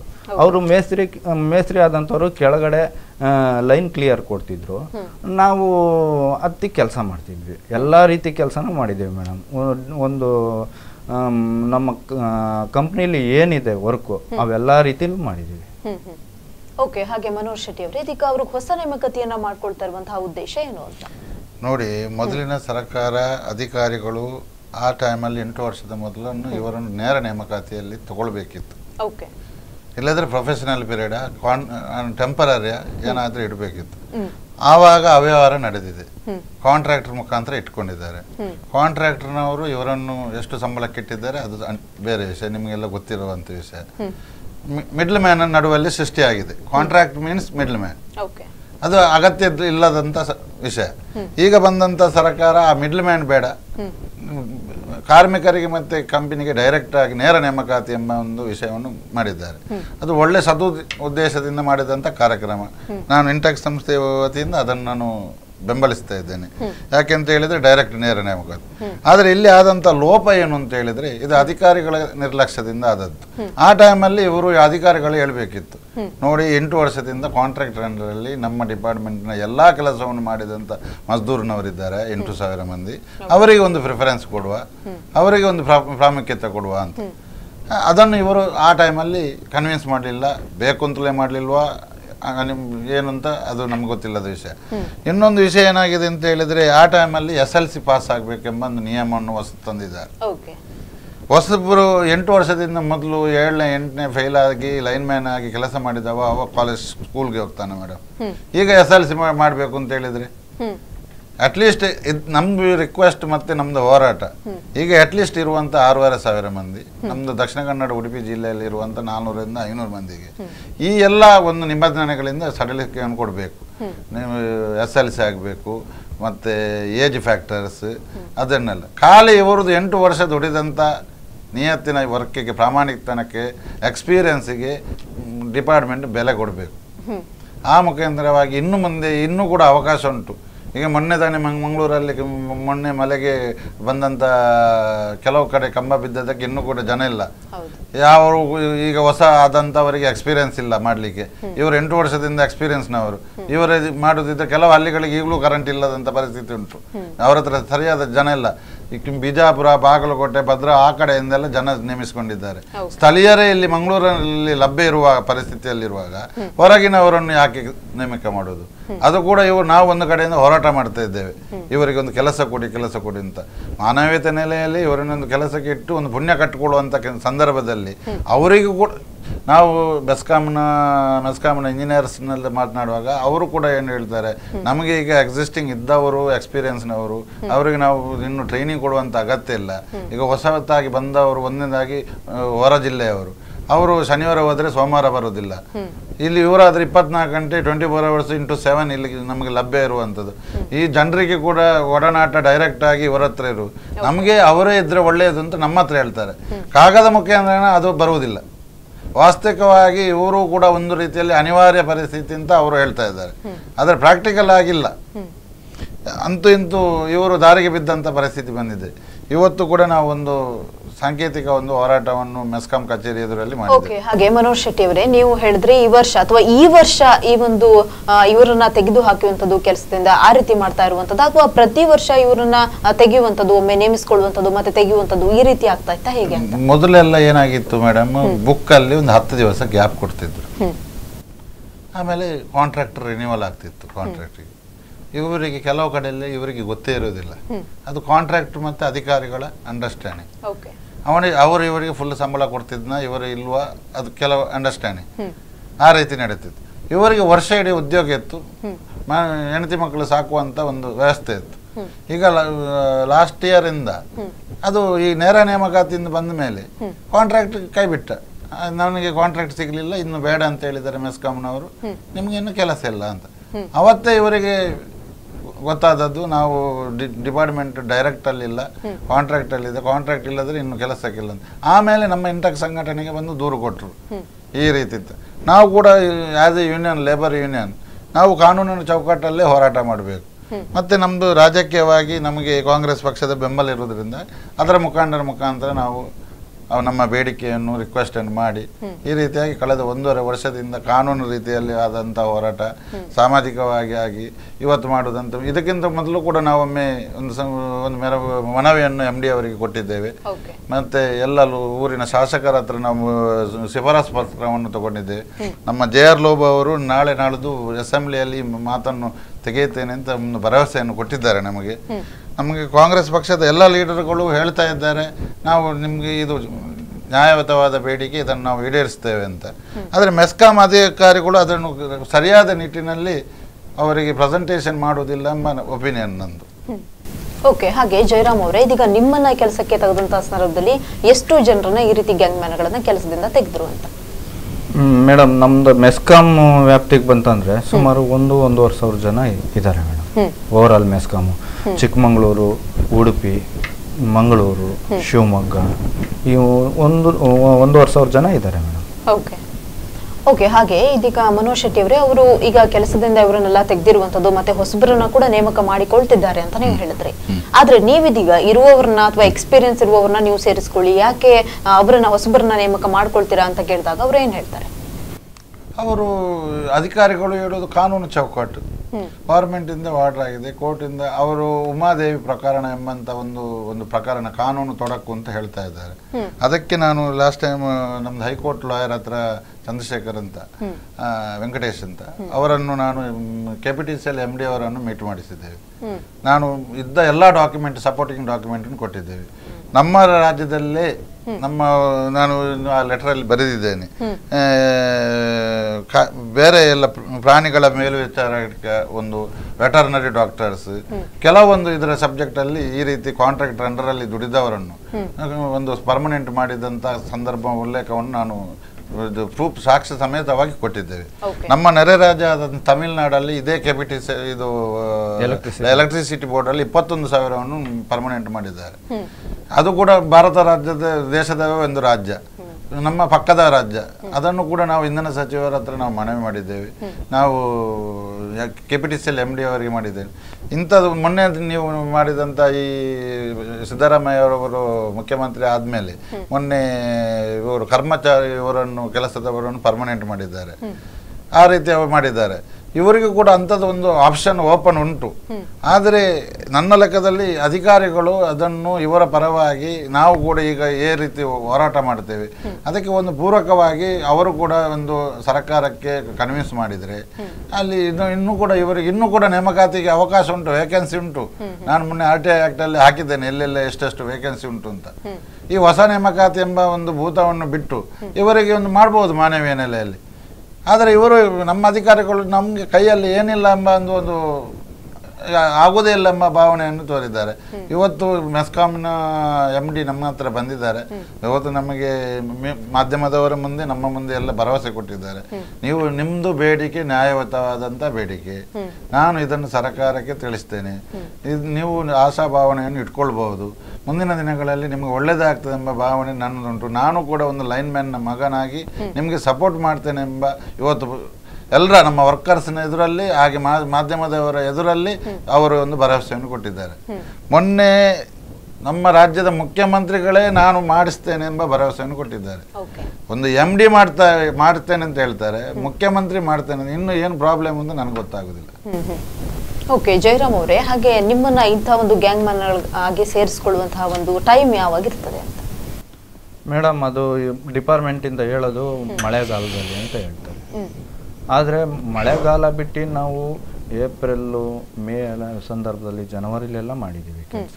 ಅಂದ್ರೆ ನೀವು ಇದೀಗ ಫುಲ್ ಮಂತ್ ಅಥವಾ ವರ್ಷ ನೀವು ಕೆಲಸ ಮಾಡ್ಬೇಕಾಗ್ತದ ಅಥವಾ ಮಳೆಗಾಲದಲ್ಲಿ ಮಾತ್ರ ಅಂತ ಅವ್ರು ನೇಮಿಸ್ಕೊಳ್ಳುವಂಥದ್ದು ಹೇಗೆ ಅಂತ? ಅದು ರೈಟಿಂಗಲ್ಲಿ ಇರೋದು ಮಳೆಗಾಲ ಅಂತ ಮೇಡಮ್. ಆದರೆ ನಮಗೆ ಈ ಕಾಂಟ್ರಾಕ್ಟ್ ರಿನ್ಯೂವಲ್ ಆಗ್ತಾ ಹೋಗ್ತಿದ್ದಂಗೆ ಒಂದು ವರ್ಷ ಇಡೀ ವರ್ಷನೂ ಕೆಲಸ ಕೊಟ್ಟಿದ್ದಾರೆ, ಕೆಲಸ ಮಾಡಿದ್ದೀವಿ ಕೂಡ. ಅದಕ್ಕೆ ಸರಿಯಾದ ರೀತಿಯಲ್ಲಿ ಸ್ಯಾಲರಿ ಏನಾದರೂ ಸಿಗ್ತಾ ಇತ್ತಾ ಹೇಗೆ? ಕೆಲವು ಸ್ಯಾಲ್ರಿ ಕೆಲವು ಕಡೆ ಕೊಟ್ಟಿಲ್ಲ ಮೇಡಮ್. ಭದ್ರಾವತಿಲಿ ನಾವು ನಮ್ಮ ಕಾಂಟ್ರಾಕ್ಟರ್ ಹತ್ರ ನಮ್ಮ ಎಕ್ಸಿಕ್ಯೂಟಿವ್ ಇಂಜಿನಿಯರ್ ಹತ್ರ ಎಲ್ಲ ಅವ್ರ ಗಮನಕ್ಕೆಲ್ಲ ತಂದು ಗಲಾಟೆ ಮಾಡಾದ್ಮೇಲೆ ನಮಗೊಂದು 7,500,000 ಕೊಡ್ತಿದ್ರು. ಈಗಲೂ ಬೆಸ್ಕಾಮಲ್ಲಿ 4,500,000 ಕೊಡ್ತಿದ್ದಾರೆ ಮೇಡಮ್. ನಮ್ಮ ಡಿಪಾರ್ಟ್ಮೆಂಟಲ್ಲಿ ಇರೋದು 11,000 ಚಿಲ್ಲರೆ ಮೇಡಮ್, ಒಬ್ಬ ಗ್ಯಾಂಗ್ ಮನೆಗೆ ಇರೋದು ನಮ್ಮ ಡಿಪಾರ್ಟ್ಮೆಂಟ್ ಕೊಡೋದು. ಇವರು ಕಾಂಟ್ರಾಕ್ಟ್ ಕಮಿಷನ್ ಅದು ಇದು ಹೋಗಿ ಒಂದು ಟೈಮಲ್ಲಿ ನಮಗೆ ಸ್ಟಾರ್ಟಿಂಗ್ ಕೊಡ್ತಾ ಇದ್ದಿತ್ತು 3,800 ಮೇಡಮ್. ಸ್ಟಾರ್ಟಿಂಗು ನಾವು ಹೋದಾಗ 8 ವರ್ಷದಿಂದ ಕೆಳಗೆ 3,800 ರೂಪಾಯಿ ಕೊಡ್ತಿದ್ರು. ನಂತರ ಹಾಗಾಗಿ ನಾವೆಲ್ಲ ತಿಳ್ಕೊಂಡು ನಮ್ಗೆ ಇಷ್ಟಿದೆ ಪೇಮೆಂಟು ಅಂತ ಕೇಳ್ತಾ ಬರ್ತಿದ್ದಂಗೆ ನಾವು ಬಿಡೋಂಥ ಸಂದರ್ಭದಲ್ಲಿ 7,500 ಕೊಟ್ಟರು. ಓಕೆ, ಹಾಗೆ ಮನೋಜ್ ಶೆಟ್ಟಿ ಅವರೇ, ಕೆಲವೊಂದಿಷ್ಟು ಇದೀಗ ಲೈನ್ ಮ್ಯಾನ್ಗಳು ಮಾಡುವಂತಹ ಕೆಲಸವನ್ನ ಗ್ಯಾಂಗ್ ಮ್ಯಾನ್ ಹತ್ರ ಯಾಕೆ ಮಾಡಿಸ್ತಾರೆ ಅಂತ? ಲೈನ್ ಮ್ಯಾನ್ಗಳು ಕೆಲಸ ಮಾಡಿಸ್ಲಿಕ್ಕೆ ಅಂತ ಹೇಳಿದ್ರೆ ಇವರು ಈಗ ಒತ್ತಿಗೆ ಆಧಾರದಲ್ಲಿರುವಂಥವರು. ಇವರಿಗೆ ಆವಾಗ ಭರವಸೆ ಏನು ಕೊಟ್ಟಿದ್ದು, ನೀವು ಕೆಲಸ ಕಲಿಯಬೇಕು, ಮುಂದೆ ನಿಮಗೆ ಈ ಡಿಪಾರ್ಟ್ಮೆಂಟಲ್ಲಿ ಪರ್ಮನೆಂಟ್ ಆಗ್ತದೆ ಎಂಬ ಫುಲ್ಲು ಭರವಸೆಯನ್ನು ಕೊಟ್ಟಿದ್ದರಿಂದ ಇವರು ಇಂಟ್ರೆಸ್ಟ್ ಆಗಿ ಅತಿ ಮುತುವರ್ಜಿಯಿಂದ ಕೆಲಸ ಮಾಡ್ತಾರೆ. ಆ ಅಧಿಕಾರಿಗಳಿಗೆ ಅದು ಒಂದು ಸುಲಭ ಆಗಿದೆ. ಇವರ ಹತ್ರ ಕೆಲಸ ಮಾಡಿ ಇವರಿಗೆ ಅಂದರೆ ಒಂದು ಕೆಲಸ ಕಲಿಯುವಂಥ ಉತ್ಸಾಹ ಇತ್ತು ಆ ಟೈಮಲ್ಲಿ. ಅದರಿಂದಾಗಿ ಇವರು ಲೈನ್ಮ್ಯಾನ್ ಕೆಲಸ, ಖಾಲಿ ಮರ ಕಡಿಯುವಂಥ ಕೆಲಸ ಇವರು ಕೂಡ ಒಂದು 8ನೇ 9ನೇ ಕಲಿತು ಒಂದು ಲೈನ್ಮ್ಯಾನ್ ಆಗಲಿಕ್ಕೆ ಅಂತ ಬಂದವರು. ಇವರು ಕಾಂಟ್ರಾಕ್ಟರ್ ಅಂಡರಲ್ಲಿ ಸೇರಿದ್ದೇನು, ಮುಂದೆ ನಾವು ಡಿಪಾರ್ಟ್ಮೆಂಟಿಗೆ ಡೈರೆಕ್ಟ್ ಆಗುವವರು, ನಾನು ಲೈನ್ಮ್ಯಾನ್ ಆಗುವರು. ಇವರದ್ದು ಎಕ್ಸ್ಪೀರಿಯನ್ಸ್ ಪ್ರಕಾರ ಇವತ್ತು ಇವರು ಹೇಳಿದ ಪ್ರಕಾರ JLM ಅಂತ ಇವರು ಆಗಬೇಕು, ಜೂನಿಯರ್ ಲೈನ್ಮ್ಯಾನ್. ಇವತ್ತು ಅದಕ್ಕೆ ಸರ್ಕಾರದಿಂದ 21,000 ರೂಪಾಯಿ ಸಂಬಳ ಸಿಗ್ತದೆ ಮೇಡಮ್. ಇವರದ್ದು ಉದ್ದೇಶ ಅದೇ ಇತ್ತು, ನಾನೊಂದು JLM ಆಗಬೇಕು ಅಂತ. ಇವರು ಈ ಮೊದಲೇ ತಿಳಿಸಿದಂತೆ ಆವಾಗ ಇವರು ಇನ್ನೊಂದು ಕ್ಯಾಟಗರಿ ಇತ್ತು. ಈಗ ಇವರದ್ದು ಕ್ಯಾಟಗರಿ ಅಂತ ಹೇಳಿದರೆ JLM ಅಂತ ಆದರೆ 21,000 ರೂಪಾಯಿ ಸಂಬಳ ಸಿಗ್ತದೆ. ಈಗ ನಾನು ಸ್ವಲ್ಪ ಸಂಬಳ ಕಾಂಟ್ರಾಕ್ಟರ್ ಕಡಿಮೆ ಕೊಟ್ಟರು ನನಗೊಂದು ವಿದ್ಯೆ ಕಲೀಲಿಕ್ಕೆ ಆಗ್ತದೆ, ಮುಂದೆ ನಮಗೆ ನೇರ ನೇಮಕಾತಿ ಟೈಮಲ್ಲಿ ನಮಗೆ ಡೈರೆಕ್ಟ್ ಕಂಪನಿಯಿಂದ ಕೆಲಸ ಸಿಗ್ತದೆ, ಎಕ್ಸ್ಪೀರಿಯನ್ಸ್ಗೆ ವ್ಯಾಲ್ಯೂ ಇರ್ತದೆ ಎಂಬ ಒಂದು ಭಾವನೆಯಿಂದ ಆ ಟೈಮಲ್ಲಿ ಅವರು ಸೇರಿದ್ದಾರೆ. ಇವತ್ತು ಕತ್ತಲಲ್ಲಿ ನಿಂತಿದ್ದಾರೆ. ಇವತ್ತು ಪರಿಸ್ಥಿತಿ ಇವ್ರದ್ದು 8 ವರ್ಷ ದುಡಿದಕ್ಕೆ ಯಾವುದೇ ಮೌಲ್ಯ ಇಲ್ಲ, ಏನು ಬೆಲೆ ಇಲ್ಲದಂಥ ಪರಿಸ್ಥಿತಿ ಬಂದಿದೆ. ನಮ್ಮ ಸಂಘಟನೆ ವತಿಯಿಂದ ನಾವು ಹೋರಾಟ ಮಾಡ್ತಾ ಇದ್ದೇವೆ, ಇವರಿಗೊಂದು ನ್ಯಾಯ ಸಿಗ್ತದೆ ಎಂಬ ಭರವಸೆಯಲ್ಲಿ ನಾವು ಇದ್ದೇವೆ. ಇನ್ನು ಮುಂದಿನ ದಿನಗಳಲ್ಲಿ ಇವತ್ತು ಶಾಂತಿಯುತವಾದಂಥ ಧರಣಿ ಮುಖಾಂತರ ಕೋರ್ಟ್ ಆಯಿತು, ಧರಣಿ ಆಯಿತು, ಇನ್ನು ಬೀದಿಗಿಳಿಯುವಂಥ ಪರಿಸ್ಥಿತಿ ನಮಗೆ ಅನಿವಾರ್ಯ. ಯಾಕೆ ಅಂತ ಹೇಳಿದರೆ ಎಷ್ಟೋ ಮಂದಿ ಬೇರೆ ಬೇರೆ ಸಂಘಟನೆಯವರು ನಮ್ಮ ಹತ್ರ ಬೆಂಬಲಕ್ಕೆ ಕೂಡ ಬಂದಿದ್ದಾರೆ. ಯಾಕೆಂತೇಳಿ ಇವತ್ತು ಜಯ ಕರ್ನಾಟಕ ಸಂಘಟನೆ ನಮ್ಮೊಟ್ಟಿಗೆ ಬಂದಿದೆ, ಅಥವಾ ಕ್ಲಬ್ ಸಂಸ್ಥೆಗಳು ಅಂದರೆ ಊರಿನ ಸ್ಥಳೀಯರು ಕೂಡ ನಮಗೆ ಬೆಂಬಲಿಸುತ್ತಿದ್ದಾರೆ. ಯಾಕೆಂತ ಹೇಳಿದರೆ ಇವರಲ್ಲಿ ಸ್ಥಳೀಯರೊಂದಿಗೆ ನಿಕಟ ಸಂಪರ್ಕ ಇರುವುದರಿಂದಾಗಿ ಇವರು ಎಕ್ಸ್ಪೀರಿಯನ್ಸ್ನವರೇ ಬೇಕು ನಮಗೆ, ಹೊಸಬನಿಗೆ ಏನು ಗೊತ್ತಿಲ್ಲ, ಕಂಬದಲ್ಲಿ ಬಿದ್ದು ಸಾಯ್ತಾ ಇದ್ದಾರೆ ಅಂತ ಸ್ಥಳೀಯರು ಕೂಡ ನೀವು ಸರ್ವೆ ಮಾಡಿದರೆ ಕೂಡ ನಿಮಗೆ ತಿಳಿಯುತ್ತದೆ. ಇಂಥ ಪರಿಸ್ಥಿತಿಯಲ್ಲಿ ನಮ್ದು ಹೋರಾಟಕ್ಕೆ ಜಯ ಸಿಗ್ಬಹುದು, ಇವರೊಂದು ಬಾಲ ಹಸನ ಆಗ್ಬಹುದು ಎಂಬ ಭಾವನೆ ನಮಗಿದೆ ಮೇಡಮ್. ಓಕೆ, ಹಾಗೆ ದಕ್ಷಿಣ ಕನ್ನಡ ಜಿಲ್ಲೆಯಲ್ಲಿ ಸುಮಾರು ಎಷ್ಟು ಗ್ಯಾಂಗ್ ಮನ್ಗಳು ಇರ್ಬೋದು ಅಂತ? ದಕ್ಷಿಣ ಕನ್ನಡ ಜಿಲ್ಲೆ ಅಂತ ಹೇಳಿದ್ರೆ ಇವರು ಹೇಳಿದಾಗೆ ಚಿಕ್ಕಮಗಳೂರು, ಭದ್ರಾವತಿ ಎಲ್ಲ ಸೇರಿದರೆ 800 ಆಗ್ತದೆ. ಈಗ ಮಂಗಳೂರು ಮತ್ತು ಉಡುಪಿ ಮತ್ತು ದಕ್ಷಿಣ ಕನ್ನಡ ಜಿಲ್ಲೆಯಲ್ಲಿ ದಕ್ಷಿಣ ಕನ್ನಡ ಜಿಲ್ಲೆಯಲ್ಲಿ 150ರಿಂದ 200 ಮಂದಿ ಇದ್ದಾರೆ. ಅದರಲ್ಲಿ ಕೆಲವೊಂದು ಮಂದಿ ಕೆಲವೊಂದು ಕೆಲಸಕ್ಕೆ ಪಾಪ ಹೊಟ್ಟೆಪಾಡಿಗೋಸ್ಕರ ಸೇರಿದ್ದಾರೆ. ಉಡುಪಿ ಜಿಲ್ಲೆಯಲ್ಲೇ ಒಂದು ಜಾಸ್ತಿಯಾಗಿ ಒಂದು ಹೆಬ್ರಿ, ಕುಂದಾಪುರ ಆ ಏರಿಯಾದವರು ಒಂದು 250ರಿಂದ 350 ಮಂದಿ ಇದ್ದಾರೆ ಮೇಡಮ್ ನಮ್ಮೊಟ್ಟಿಗೆ. ಎಸ್, ಹಾಗೆ ಮನೋಹರ್ ಶೆಟ್ಟಿ ಅವರೇ, ಈ ಒಂದು ಕಾರ್ಯಕ್ರಮದಲ್ಲಿ ಸಾಕಷ್ಟು ವಿಷಯಗಳನ್ನ ನೀವು ಇಂದು ಚರ್ಚೆಯನ್ನ ಮಾಡಿರುವಂತದ್ದು. ಹಾಗೆ ಜಯರಾಮ್ ಅವರು ಕೂಡ ನಿಮ್ಮ ಒಂದು ಸಮಸ್ಯೆಗಳನ್ನ ನೀವು ಹೇಳ್ಕೊಂಡ್ರಿ. ಇಬ್ಬರಿಗೂ ಕೂಡ ಧನ್ಯವಾದ. ಎಸ್, ಇದೀಗ ಏನು ಜಯರಾಮ್ ಅವರು ಹಾಗೆ ಮನೋಹರ್ ಶೆಟ್ಟಿ ಅವರು ನಮ್ಮ ಕಾರ್ಯಕ್ರಮದಲ್ಲಿ ಒಂದು ಗ್ಯಾಂಗ್ ಮ್ಯಾನ್ ಗಳನ್ನ ಕಡ್ಡಾಯಗೊಳಿಸಬೇಕು ಅಥವಾ ಅವರ ಕೆಲಸವನ್ನು ಕಾಯಂಗೊಳಿಸಬೇಕು ಅನ್ನುವಂತಹ ನಿಟ್ಟಿನಲ್ಲಿ ಸಾಕಷ್ಟು ಚರ್ಚೆಯನ್ನ ಮಾಡಿದ್ರು. ಜೊತೆಗೆ ಇವತ್ತು ಪ್ರತಿಭಟನೆಯನ್ನ ಕೂಡ ಈ ಒಂದು ವಿಷಯಕ್ಕೋಸ್ಕರ ಮಾಡಿರುವಂತದ್ದು. ಎಸ್, ಇದ್ರ ಬಗ್ಗೆ ಇನ್ನಷ್ಟು ನಾವು ಚರ್ಚೆಯನ್ನ ಮುಂದುವರಿಸೋಣ. ಅದಕ್ಕಿಂತ ಮುಂಚೆ ಒಂದು ಪುಟ್ಟ ಬ್ರೇಕ್.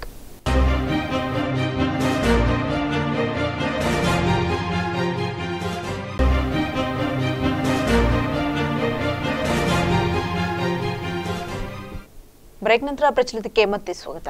ಹಾಗೆ ಈ ಒಂದು ಗ್ಯಾಂಗ್ ಮ್ಯಾನ್ ಗಳನ್ನ ಕಡ್ಡಾಯಗೊಳಿಸಬೇಕು, ಅವರ ಕೆಲಸವನ್ನ ಅನ್ನುವಂತಹ ವಿಚಾರವಾಗಿ ಪ್ರತಿಭಟನೆಯನ್ನ ನಡೆಸ್ತಾ ಇರುವಂತದ್ದು. ಹಾಗೆ ಮತ್ತಿಬ್ರು ನಮ್ಮ ಸ್ಟುಡಿಯೋದಲ್ಲಿದ್ದಾರೆ. ದಕ್ಷಿಣ ಕನ್ನಡ ಜಿಲ್ಲಾ ಇಂಟೆಕ್ ಪ್ರಧಾನ ಕಾರ್ಯದರ್ಶಿಯಾದಂತಹ ಚಿತ್ತರಂಜನ್ ಶೆಟ್ಟಿ ಅವರು. ಸರ್, ಕಾರ್ಯಕ್ರಮಕ್ಕೆ ಸ್ವಾಗತ. ಓಕೆ, ಹಾಗೆ ಮತ್ತೊಬ್ರು ಗ್ಯಾಂಗ್ ಮ್ಯಾನ್ ಅವರಿದ್ದಾರೆ, ರಘು ಅವರು. ಸರ್, ಕಾರ್ಯಕ್ರಮಕ್ಕೆ ಸ್ವಾಗತ. ಓಕೆ, ಮೊಟ್ಟ ಮೊದಲ ಬಾರಿಗೆ ನಾನು ಚಿತ್ತರಂಜನ್ ಶೆಟ್ಟಿ ಅವ್ರನ್ನ ಕೇಳಬೇಕು. ಈ ಒಂದು ಗ್ಯಾಂಗ್ ಮ್ಯಾನ್ ಗಳನ್ನ ಇದೀಗ ಕಡ್ಡಾಯವನ್ನ ಮಾಡ್ತಿಲ್ಲ, ಅವ್ರನ್ನ ಮಾಡಬೇಕು ಅನ್ನುವಂತಹ ವಿಚಾರವಾಗಿ ನೀವು ಚರ್ಚೆಯನ್ನ ಮಾಡ್ತಾ ಇರುವಂತದ್ದು. ಆದ್ರೆ ಈ ಹಿಂದೆ ಕೂಡ ಈ ರೀತಿಯ ಸಮಸ್ಯೆಗಳೇನಾದ್ರೂ ಆಗಿತ್ತಾ ಅಂತ? ನೋಡಿ, ನಮ್ದು INTUC ಕಾರ್ಮಿಕರ ಸಂಘಟನೆ. ಓಕೆ, ನಮ್ಮ ಹತ್ರ ಉಡುಪಿ ಕಡೆಯಿಂದ 450ರಿಂದ 500 ಜನ ನಮ್ಮ ಹತ್ರ ಬಂದು ನಮ್ಮನ್ನು 7-8 ವರ್ಷದಿಂದ ರಾತ್ರಿ ಹಗಲು ದುಡಿಸಿ ಈಗ ನಮ್ಮನ್ನು ಏಕಾಏಕಿ ಕೆಲಸ ತೆಗೆದಿದ್ದಾರೆ ಅಂತ ಜನವರಿ 31, 2016 ಇಸವಿ ತೆಗೆದಿದ್ದಾರೆ. ನಮ್ಮಲ್ಲಿ ಬಂದು ದೂರು ಕೊಟ್ಟರು, ನಮಗೆ ಏನಾದರೂ ಒಂದು ನ್ಯಾಯ ಕೊಡಿಸಿ. ಅದೇ ರೀತಿ ನಾವು ನಮ್ಮ ಅಧ್ಯಕ್ಷರು ನಮ್ಮ ನಾಯಕರ ಹತ್ರ ಮಾತಾಡಿ ಬೇರೆ ಬೇರೆ ರೀತಿಯಲ್ಲಿ ಮನವೊಲಿಸಿ, ಅಧಿಕಾರಿಗಳನ್ನು ಮನವೊಲಿಸಿ ನಮ್ಮ ಇವರನ್ನು ಕರ್ಕೊಂಡೋಗಿ ಅವರ ಆಫೀಸ್ ಮುಂದೆ ನಿಲ್ಲಿಸಿ ಪ್ರತಿಭಟನೆ ಮಾಡಿಸಿ ಎಲ್ಲ ರೀತಿಯ ನಾವು ಏನು ಉಂಟು ನಮ್ಮಿಂದ ಸಾಧ್ಯ ಆಗುವಷ್ಟು ಎಲ್ಲ ಇವರಿಗೆ ಸಪೋರ್ಟ್ ಮಾಡಿದ್ದೇವೆ. ಆಮೇಲೆ ಅದಕ್ಕೆ ಯಾವುದಕ್ಕೂ ಬಗ್ಗದೆ ಇದ್ದಾಗ ನಾವು ನಮ್ಮ ಇಂಟೆಕ್ ವತಿಯಿಂದ ಸನ್ಮಾನ್ಯ ಇಂಧನ ಸಚಿವರಾದ DK ಶಿವಕುಮಾರ್ ಅವರನ್ನು ಭೇಟಿ ಮಾಡಿ ಅವರು ನಮಗೆ ಸಂಪೂರ್ಣದ ಭರವಸೆ ನೀಡಿದ್ದಾರೆ, ನಾವು ಖಂಡಿತವಾಗ್ಲೂ ಅವರನ್ನು ಕಾಯಂಗೊಳಿಸ್ತೇವೆ ಅಂತ. ಅದರ ನಂತರ ನಾವು ಕಾನೂನಿಗೆ ಮೊರೆ ಹೋಗಿದ್ವಿ, ಅಲ್ಲೂ ನಮಗೆ ಸಾಧಾರಣ ಒಂದು ಜಯ ಆಗಿದೆ ಅಂತ ತಿಳ್ಕೊಳ್ತೀನಿ. ಹಾಗೆ ಅದರ ನಂತರ ಮೊನ್ನೆ ನಾವು ಒಂದು ಇಂಟಕದೊಂದು ರಾಜ್ಯಾಧ್ಯಕ್ಷರ ಪದಗ್ರಹಣದ ಸಭೆ ಇತ್ತು ಬೆಂಗಳೂರಿನಲ್ಲಿ. ಅಲ್ಲಿಯೂ ಸನ್ಮಾನ್ಯ ಮುಖ್ಯಮಂತ್ರಿಗಳಾದ ಸಿದ್ದರಾಮಯ್ಯನವರು ನಮಗೆ ಎಲ್ಲರ ಸಮ್ಮುಖದಲ್ಲಿ ಘಂಟಾಘೋಷವಾಗಿ ನಿಮ್ಮ ಜೊತೆ ನಾನಿದ್ದೇನೆ, ನಿಮ್ಮ ಬದುಕನ್ನು ಹಸನಗೊಳಿಸ್ತೇನೆ ಅಂತ ಹೇಳಿ ನಮಗೆ ಮಾತು ಕೊಟ್ಟಿದ್ದಾರೆ. ಇವತ್ತು ನಾವು ಪ್ರತಿಭಟನೆ ಮಾಡಿದ್ದೇವೆ ಮೆಸ್ಕಾಂ MDಯ ಕಚೇರಿಯಲ್ಲಿ. ಸಾಧಾರಣ 450 ಜನ ಇದ್ವಿ. ಅಲ್ಲಿಯೂ MD ಅವರು ಇಳಿದು ಬಂದು ಒಳ್ಳೆಯ ಸಕಾರಾತ್ಮಕ ರೀತಿಯಲ್ಲಿ ನಮಗೆ ಸ್ಪಂದನೆ ನೀಡಿ ನನ್ನಿಂದ ಖಂಡಿತವಾಗ್ಲೂ ಆಗುವುದಾದ್ರೆ ನಾನು ನಿಮ್ಮನ್ನು ಕಾಯಂಗೊಳಿಸ್ತೇನೆ ಅಂತ ಹೇಳುವಂತ ಒಂದು ಮಾತನ್ನು ನಮಗೆ ಭರವಸೆಯ ಮೂಲಕ ಕೊಟ್ಟಿದ್ದಾರೆ.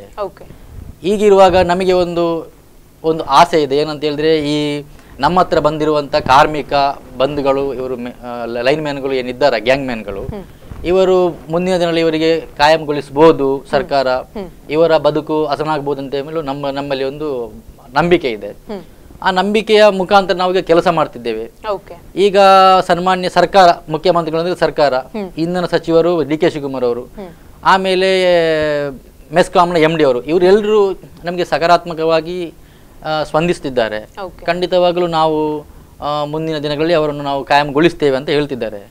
ಇಷ್ಟು ಹೇಳಿದ ನಂತರ ಇನ್ನು ಏನು ತೊಡಕಾಗಿದೆ ನಮಗೆ ಗೊತ್ತಾಗ್ತಾ ಇಲ್ಲ. ಮುಂದೆ ನಾವು ನೋಡ್ಬೇಕು ಏನಾಗ್ತದೆ ಅಂತ ನೋಡ್ಬೇಕು. ನಾವು ಕಾರ್ಮಿಕ ಒಂದು ಸಂಸ್ಥೆಯಲ್ಲಿ ದುಡಿಯುವಾಗ ನಾವು ಕಾರ್ಮಿಕರಿಗೋಸ್ಕರ ಯಾವ ಮಟ್ಟಕ್ಕೂ ನಾವು ಇಳಿಲಿಕ್ಕೆ ರೆಡಿ ಇದ್ದೇವೆ. ಇವತ್ತು ಪ್ರತಿಭಟನೆ ಮಾತ್ರ ಅಲ್ಲ, ಬೇರೆ ಬೇರೆ ರೀತಿಯ ಒಂದು ಉಪವಾಸ ಸತ್ಯಾಗ್ರಹ ಇರ್ಬೋದು, ಯಾವುದೇ ಇರ್ಬೋದು, ಕಾರ್ಮಿಕರಿಗೋಸ್ಕರ ನಾವು ರಾತ್ರಿ ಹಗಲು ಕೆಲಸ ಮಾಡಲಿಕ್ಕೆ ರೆಡಿ ಇದ್ದೇವೆ, ಅಷ್ಟನ್ನು ಹೇಳ್ಬೋದು. ಮತ್ತೆ ನಮಗೆ ಎಲ್ಲ ರೀತಿಯ ಸಹಕಾರ ನೀಡಿದ್ದಾರೆ, ಇಲ್ಲ ಅಂತ ಹೇಳುವುದಿಲ್ಲ. ನಮ್ಮ ಸರ್ಕಾರ ಆಗಲಿ MD ಅವರಾಗಲಿ ಎಲ್ಲರೂ ಮುಂದೆ ನೋಡ್ಬೇಕು ಏನು ನಡೀತು ಅಂತ ನೋಡ್ಬೇಕು. ನಾವು ಇಷ್ಟು ಹೇಳುದು, ಅವರಿಗೆ ಒಂದು ಲೈನ್ ಮ್ಯಾನ್ಗಳನ್ನು ಗ್ಯಾಂಗ್ ಮ್ಯಾನ್ಗಳನ್ನು ಕಾಯಂಗೊಳಿಸಬೇಕು ಅಂತ ಕ್ಯಾಬಿನೆಟ್ ಅಲ್ಲಿ ಇಟ್ಟಾದರೂ ಅವರನ್ನು ಟೋಟಲ್ ಕಾಯಂಗೊಳಿಸಬಹುದು. 7-8 ವರ್ಷದಿಂದ ಕೆಲಸ ಮಾಡ್ತಿದ್ದಾರೆ. ಅವರನ್ನು ಗೆಲ್ಲು ಕಡಿಲಿಕ್ಕೆ ಅಂತ ಗ್ಯಾಂಗ್ ಮ್ಯಾನ್ ಅಂದ್ರೆ ಅಷ್ಟೇ ಅವರಿಗೆ ಕೆಲಸ.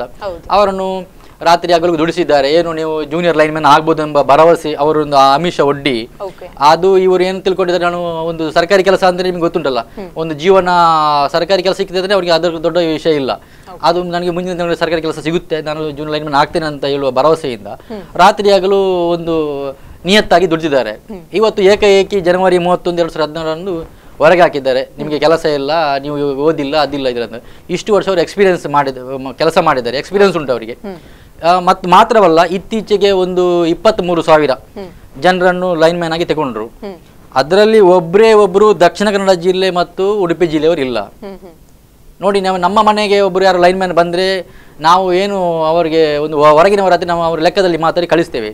ರಾತ್ರಿ ಹೊತ್ತಲ್ಲಿ ಕರೆಂಟ್ ಹೋದ್ರೆ ನಾವು ಅವರು ನಮಗೆ ಸ್ಪಂದಿಸುವುದಿಲ್ಲ. ಹೊರಗಿನ ಜಿಲ್ಲೆಯವರಾದ್ರೆ, ನಮ್ಮ ಊರಿನವರಾದ್ರೆ ನಾವು ಯಾವ ಸಮಯದಲ್ಲಿ ಬೇಕಾದ್ರೆ ಅವರಿಗೆ ಫೋನ್ ಮಾಡಿ ಕರೆಸ್ಕೊಂಡು ನಮ್ಮ ಕೆಲಸ ಮಾಡಿಸ್ಕೋಬಹುದು. ಆಗಿರುವಾಗ ಇಷ್ಟೊಂದು ಎಕ್ಸ್ಪೀರಿಯನ್ಸ್ ಇದ್ದವರು ನಮ್ಮ ಉಡುಪಿ ದಕ್ಷಿಣ ಜಿಲ್ಲೆಯವರನ್ನು ಇವರು ತೆಗೊಳ್ಬೇಕಿತ್ತು. ಮಾನವೀಯತೆ ನೆಲೆಯಲ್ಲಿ ಆದ್ರೂ ತೆಗೊಳ್ಬೇಕಂತ ನನ್ನ ಒಂದು ಕಳಕಳಿಯ ವಿನಂತಿ. ಓಕೆ, ಹಾಗೆ ರಘು ಅವರೇ, ನೀವು ಗ್ಯಾಂಗ್ ಮ್ಯಾನ್ ಆಗಿ ಕೆಲಸ ಮಾಡ್ತಾ ಎಷ್ಟು ವರ್ಷ ಆಯ್ತು ಅಂತ? ಒಂದು 5-6 ವರ್ಷ ಆಯ್ತು. 6 ವರ್ಷದಿಂದ ಕೆಲಸ ಮಾಡ್ತಾ ಇದ್ದೇವೆ. ಅದೇ ಮೊನ್ನೆ ಜನವರಿ 2016 30ಗೆ ಬ್ರೇಕಪ್ ಆಯ್ತು. ಅದು ಯಾವುದು ಪ್ರಿಫರೆನ್ಸ್ ಕೊಡದೆ ಆಟೋಮೆಟಿಕ್ ಬ್ರೇಕಪ್ ಮಾಡಿದ್ದಾರೆ. ನಿಮಗೆ ಕಾನೂನು ನಿಯಮಾನುಸಾರ ಏನೂ ಇಲ್ಲ, ಆಗುದಿಲ್ಲ ಆ ಥರ ಅಂತ ಹೇಳಿ ಬ್ರೇಕಪ್ ಮಾಡಿದ್ದಾರೆ. ಓಕೆ, ನಿಮ್ಗೆ ಆ ಸಂದರ್ಭದಲ್ಲಿ ಏನಾದ್ರೂ ಸಮಸ್ಯೆಗಳಾಗ್ತಾ ಇತ್ತಾ ಅಂತ? ನೀವು ಎಷ್ಟು ವರ್ಷದಿಂದ ಈ ಒಂದು ಕೆಲಸ ಮಾಡ್ತಾ? ನಾವು 6 ವರ್ಷದಿಂದ ಕಂಟಿನ್ಯೂಷನ್ ಆಗಿ ಇದರಲ್ಲೇ ಮಾಡ್ತಿರೋದ್ರಿಂದ ನಮಗೆ ದಿಢೀರಂತ ಯಾವುದೇ ಪ್ರಿಫರೆನ್ಸ್ ಇಲ್ಲದೆ ನಮ್ಮನ್ನು ಹೊರಗಡೆ ಹಾಕಿದಾಗ ನಾವು ಬೇರೆ ಯಾವುದೇ ಕೆಲಸಕ್ಕೆ ಹೋಗ್ಲಿಕ್ಕೆ ಆಗುದಿಲ್ಲ. ಹಾಗಾಗಿ ನಾವು ಇದನ್ನೇ ನಂಬ್ಕೊಂಡು ಇರೋದ್ರಿಂದ ನಾವು ಈಗ ನಮ್ಗೆ ಯಾಕೆ ಕೊಡಲ್ಲ ಅಂತ ನಾವು MD ಹತ್ರ ಹೋಗಿದ್ದೀವಿ. ಆದ್ರೆ ಅವರು ಹೇಳಿದ್ರು ಕಾನೂನಲ್ಲಿ ಆಗುದಿಲ್ಲಪ್ಪ, ನಿಮಗೆ ಕಾನೂನಲ್ಲಿ ಕೊಡ್ಲಿಕ್ಕೆ ಪ್ರಿಫರೆನ್ಸ್ ಇಲ್ಲ. ಅದಕ್ಕೆ ನಾವು ಪ್ರಶ್ನೆ ಹಾಕಿದ್ದೇವೆ, ಇಷ್ಟು ತನಕ ಕೆಲಸ ಮಾಡ್ಲಿಕ್ಕೆ ಆಗುತ್ತೆ, ಕಾನೂನಲ್ಲಿ ಯಾಕೆ ಆಗ್ತಾ ಇಲ್ಲ, ಏನಾದ್ರು ಮಾಡ್ಲಿಕ್ಕೆ ಆಗುತ್ತಾ, ಅದು ನೀವು ಸರ್ಕಾರವನ್ನು ಮಾತಾಡಿ ಹಾಗೆ ಅಂತ ಹೇಳ್ತಾರೆ. ಓಕೆ, ನಿಮ್ಮನ್ನ ನೇಮಕವನ್ನ ಮಾಡಿಕೊಳ್ಳುವಂತಹ ಸಂದರ್ಭದಲ್ಲಿ ಕಾಯಂಗೊಳಿಸ್ತೀವಿ ಅನ್ನುವಂತಹ ಒಂದು ಏನಾದ್ರು ವಿಷಯವನ್ನ ಹೇಳಿದ್ರ ಅವರು, ಹೇಗೆ ಅಂತ? ಕಾಯಂಗೊಳಿಸ್ತೀವಿ ಅಂತ MD ಅವರು ಹೇಳಿರ್ಲಿಲ್ಲ, ಆದ್ರೆ ಸಂಬಂಧಪಟ್ಟ JE ಅವರು ಹೇಳ್ತಿದ್ರು ನಮಗೆ. ಇದನ್ನ ನಾನು ಖಂಡಿತವಾಗ್ಲೂ ಹೇಳ್ತೀನಿ, ಇಲ್ಲಾಂದ್ರೆ ನಾನೇ ಬರ್ತಿರ್ಲಿಲ್ಲ ಆಕ್ಚುಲಿ ಈ ಕೆಲಸಕ್ಕೆ. ಅವ್ರು ನನ್ನ ಹತ್ರ ಖಂಡಿತವಾಗ್ಲೂ ಹೇಳಿದ್ರು, ರಾಘು ಸ್ವಲ್ಪ ಟ್ರೈ ಮಾಡು, ಆದಷ್ಟು ನೀವು ಎಕ್ಸ್ಪೀರಿಯನ್ಸ್ ಆಗಿ ಮಾಡ್ತಾ ಹೋಗು, ನೀನನ್ನು ಇವತ್ತೆಲ್ಲ ನಾಳೆ ತಗೊಳ್ತಾರೆ. ಇದು ಟೆಂಪರರಿ ಅಲ್ಲಿ ಯಾವಾಗ್ಲೂ ಬರ್ತಾ ಇದ್ದದ್ದೇವೆ ಕಂಪನಿ ವ್ಯಾಪ್ತಿಯಲ್ಲಿ, ಟೆಂಪರರಿ ಮಾಡ್ತಿರೋದು ನೀನು. ಔಟ್ಸೋರ್ಸ್ ಅಂತ ನನಗೆ ಇವತ್ತು ಮೊನ್ನೆ ಬ್ರೇಕಪ್ ಮಾಡೋ ತನಕನು ಕಾನೂನು ಮೆಟ್ಲು ಹತ್ತೋ ತನಕ ನನಗೆ ಗೊತ್ತಿರ್ಲಿಲ್ಲ. ಇದು ನೇರವಾಗಿ ಎಲ್ಲಿಯಾದ್ರೂ ಹೇಳ್ತೀನಿ, ನನಗೆ ಗೊತ್ತಿದ್ರೆ ನಾನು ಬರ್ತಾನೆ ಇರ್ಲಿಲ್ಲ. ಇದು ನನಗೆ ಮೋಸ ಮಾಡಿರುವಂತ ಕೆಲಸ. ಇದರಲ್ಲಿ ಎಷ್ಟು ತುಂಬಾ ಜನನು ಇದ್ದಾರೆ, ಹೆಚ್ಚಿನವರು ಮೀಡಿಯಾದ ಬರ್ಲಿಕ್ಕೆ ಇದು ಮಾಡ್ತಿರ್ಬೋದು, ಆದ್ರೆ ಇದು ಇಡೀ ದೇಶದ ರಾಜ್ಯ ಸಮಸ್ಯೆ. ಇದು ಔಟ್ಸೋರ್ಸ್ ಅಲ್ಲಿ ಇವರು ಯಾವುದೇ ಕಾರಣಕ್ಕೂ ನೀವೇ ಕಾಯಮಾತಿ ಮಾಡುವಾಗಿಲ್ಲ ಅಂತ ಹೇಳ್ತಿದ್ರೆ ನಾನು ಖಂಡಿತವಾಗ್ಲೂ ಬರ್ತಿರ್ಲಿಲ್ಲ. ನಮ್ಮವ್ರು ಹೇಳಿದ್ರು, ಕಾಯಮಾತಿ ಮಾಡ್ತೀವಿ, ನಿಮಗೆ ಇದು 5 ವರ್ಷ ಆದ್ಮೇಲೆ ನಿಮ್ಮ ನೇರ ನೇಮಕಾತಿ ಮಾಡುವಾಗ ಅಥವಾ ನಿಮ್ಮ ನೇಮಕಾತಿ ಮಾಡುವಾಗ ನಿಮಗೊಂದು ಪ್ರಿಫರೆನ್ಸ್ ಅಂದ್ರೆ 25% ಪ್ರಿಫರೆನ್ಸ್ ಆದ್ರೂ ಕೊಟ್ಟು ನಿಮ್ಮನ್ನು ತಗೊಳ್ತಾರೆ ಮಾರಾಯ, ಕೆಲಸ ಮಾಡ್ತಾ ಇರು, ಲೋಕಲ್ ಅಲ್ಲಿ ಗೌರ್ಮೆಂಟ್ ಕೆಲಸ ಎಲ್ಲಿ ಸಿಗುತ್ತೆ, ಈ ತರ ಹೇಳಿದ್ದಕ್ಕೇನೆ ನಾವು ಕೆಲಸ ಮಾಡಿರೋದು. ಅದನ್ನ ನಾವು ಕೇಳಿದ್ವಿ ಮೊನ್ನೆ. ಅದಕ್ಕೆ ನಾವು ಏನು ಮಾಡ್ಲಿಕ್ಕಾಗ ನಾವು ಹಾಗೆ ಎಕ್ಸ್ಪೆಕ್ಟ್ ಮಾಡಿದೆವು. ಆದ್ರೆ ಸರ್ಕಾರದ ನಿಯಮಗಳು ಅಥವಾ ನಮ್ಮ ಕಂಪನಿ ನಿಯಮಗಳು ನಿಮ್ಮನ್ನ ಸೆಟ್ ಮಾಡ್ತಾ ಇಲ್ಲ ಹಾಗೆ ಅಂತ MD ಹೇಳ್ತದೆ. ಓಕೆ, ಇದೀಗ ಹೊಸದಾಗಿ ನೇಮಕವನ್ನ ಮಾಡ್ಕೊಳ್ಳುವಂತವನ್ನ ಹೇಗೆ ಅಂತ? ಅದು ಯಾವ ರೀತಿ ಕಾಂಟ್ರಾಕ್ಟ್ ಬೇಸಿಕ್ ಅದು ಯಾವ ಅಲ್ಲ, ಅದು ನೇರ ನೇಮಕಾತಿ ಪ್ರಕ್ರಿಯೆ ಅಂತ. ಅದು ಎಲ್ಲಾ ಕಂಪನಿಗಳಿಗೂ ಅನ್ವಯಿಸ್ತದೆ, ನಮಗಂತಲ್ಲ, ಎಲ್ಲದಕ್ಕೂ ನೇರ ನೇಮಕಾತಿಯಲ್ಲಿ. ಆದ್ರೆ ನಮ್ಮದು ಈ ಪೆರಿಲಿಯನ್ ನೇಚರ್ ಆಫ್ ವರ್ಕ್ ಅಂದ್ರೆ ಸೇವಾ ವಲಯ, ನಮ್ದು ಸೇವಾ ವಲಯದಲ್ಲಿ ಕಾಂಟ್ರಾಕ್ಟ್ ಬೇಸಿಕ್ ಇಟ್ಕೊಂಡು ಕೆಲಸ ಮಾಡಿದ್ದಾರೆ ಒಂದು. ಆದ್ರೂ ಅದಕ್ಕೆ ಒಂದು ಸೇವಾ ವಲಯದಲ್ಲಿ ಕಾಂಟ್ರಾಕ್ಟ್ ಬೇಸಿಕ್ ಅವರಿಗೆ ಒಂದು 25% ಪ್ರಿಫರೆನ್ಸ್ ಕೊಟ್ಟು ನಮ್ಮನ್ನು ತಗೊಂಡಿದ್ರೆ ನಾವು ಖಂಡಿತವಾಗ್ಲೂ ಒಳಗಡೆ ಹೋಗ್ಬೋದಿತ್ತು. ಆದ್ರೆ ನಮಗೆ ಆ ಪ್ರಿಫರೆನ್ಸ್ ಸಿಕ್ಕಿಲ್ಲ. ನೀವು ಕೆಲಸ ಮಾಡ್ತಿದ್ದೀರಿ ಎಲ್ಲಿ ಅನ್ನೋದನ್ನೇ ಕೇಳದ ಹಾಗೆ ಮಾಡಿದ್ದಾರೆ.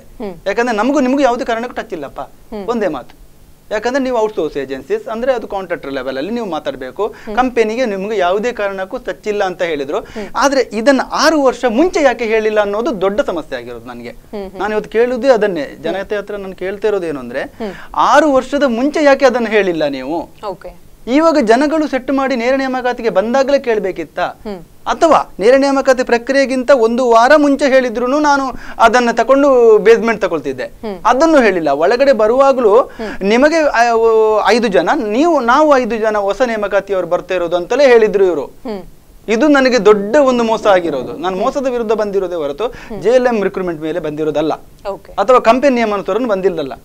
ಯಾಕೆ ಈ ತರ ಮಾತನಾಡಿದ್ರು? ಇದನ್ನು ಕೇಳಿಕೆ ಯಾಕೆ ಪ್ರಶ್ನೆ ಇಲ್ಲ? ಇದನ್ನು ನಾನು ಕೇಳ್ತಿರೋದು.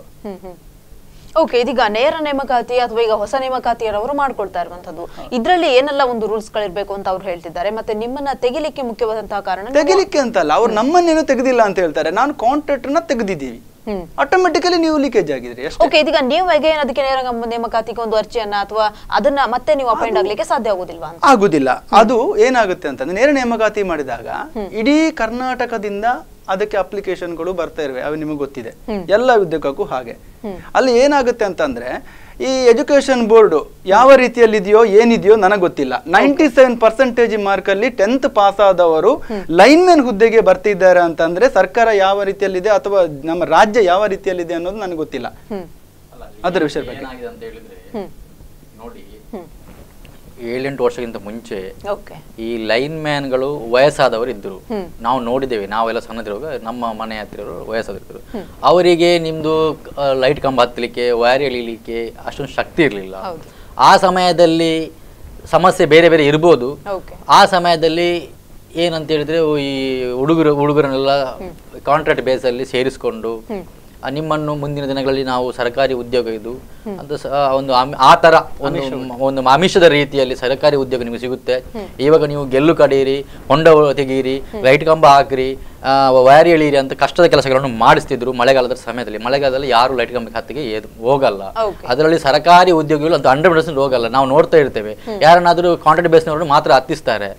ನಾವು ನಮ್ಮ ಕಣ್ಣಾರೆ ನಾವು ತುಂಬಾ ನೋಡಿದ್ದೇವೆ. ಯಾಕಂದ್ರೆ ಈಗ ಲೈನ್ ಮ್ಯಾನ್ ಕಾಂಟ್ರಾಕ್ಟ್ ಬೇಸ್ನವರು ಲೈನ್ಗೆ ಹತ್ತಿ, ಕಂಬಕ್ಕೆ ಹತ್ತಿ, ಅಲ್ಲಿ ಎಲ್ಲೋ ಎಷ್ಟೋ ಅವಘಡಗಳಾದದ್ದು ನಾವು ಕಣ್ಣಾರೆ ಕಂಡಿದ್ದೇವೆ, ಟಿವಿ ಮುಖಾಂತರ ನೋಡಿದ್ದೇವೆ. ಈ ರಿಸ್ಕ್ ಕೆಲಸಕ್ಕೆ ಯಾರು ಈ ಸರ್ಕಾರದಲ್ಲಿ ಕೆಲಸಕ್ಕೆ ಯಾರು ಇದ್ದಾರ ಲೈನ್ ಮ್ಯಾನ್ಗಳಂತ, ವಯಸ್ಸಾದವರಾಗ್ಲಿ ಅಲ್ಲ ಯುವಕರಾಗ್ಲಿ ಹೋಗಲ್ಲ. ಈ ತರ ಒಂದು ಆಸೆ, ಜೀವನದಲ್ಲಿ ಆಸೆ ಇಟ್ಕೊಂಡು ಬಂದಂತವರು ಮುಂದಿನ ನಾನು ಸರ್ಕಾರಿ ಜೂನಿಯರ್ ಲೈನ್ ಮ್ಯಾನ್ ಆಗ್ಬೋದಾ, ಸರ್ಕಾರಿ ಕೆಲಸ ಸಿಗ್ಬೋದಾ ಅಂತ ಒಂದು ಆಸೆ ಇಟ್ಕೊಂಡು ಅವರು ಬಂದು ಹತ್ತುತ್ತಾರೆ. ನಾಳೆ ಒಳ್ಳೆ ದಿನ ಬರ್ಬೋದು ಅಂತ.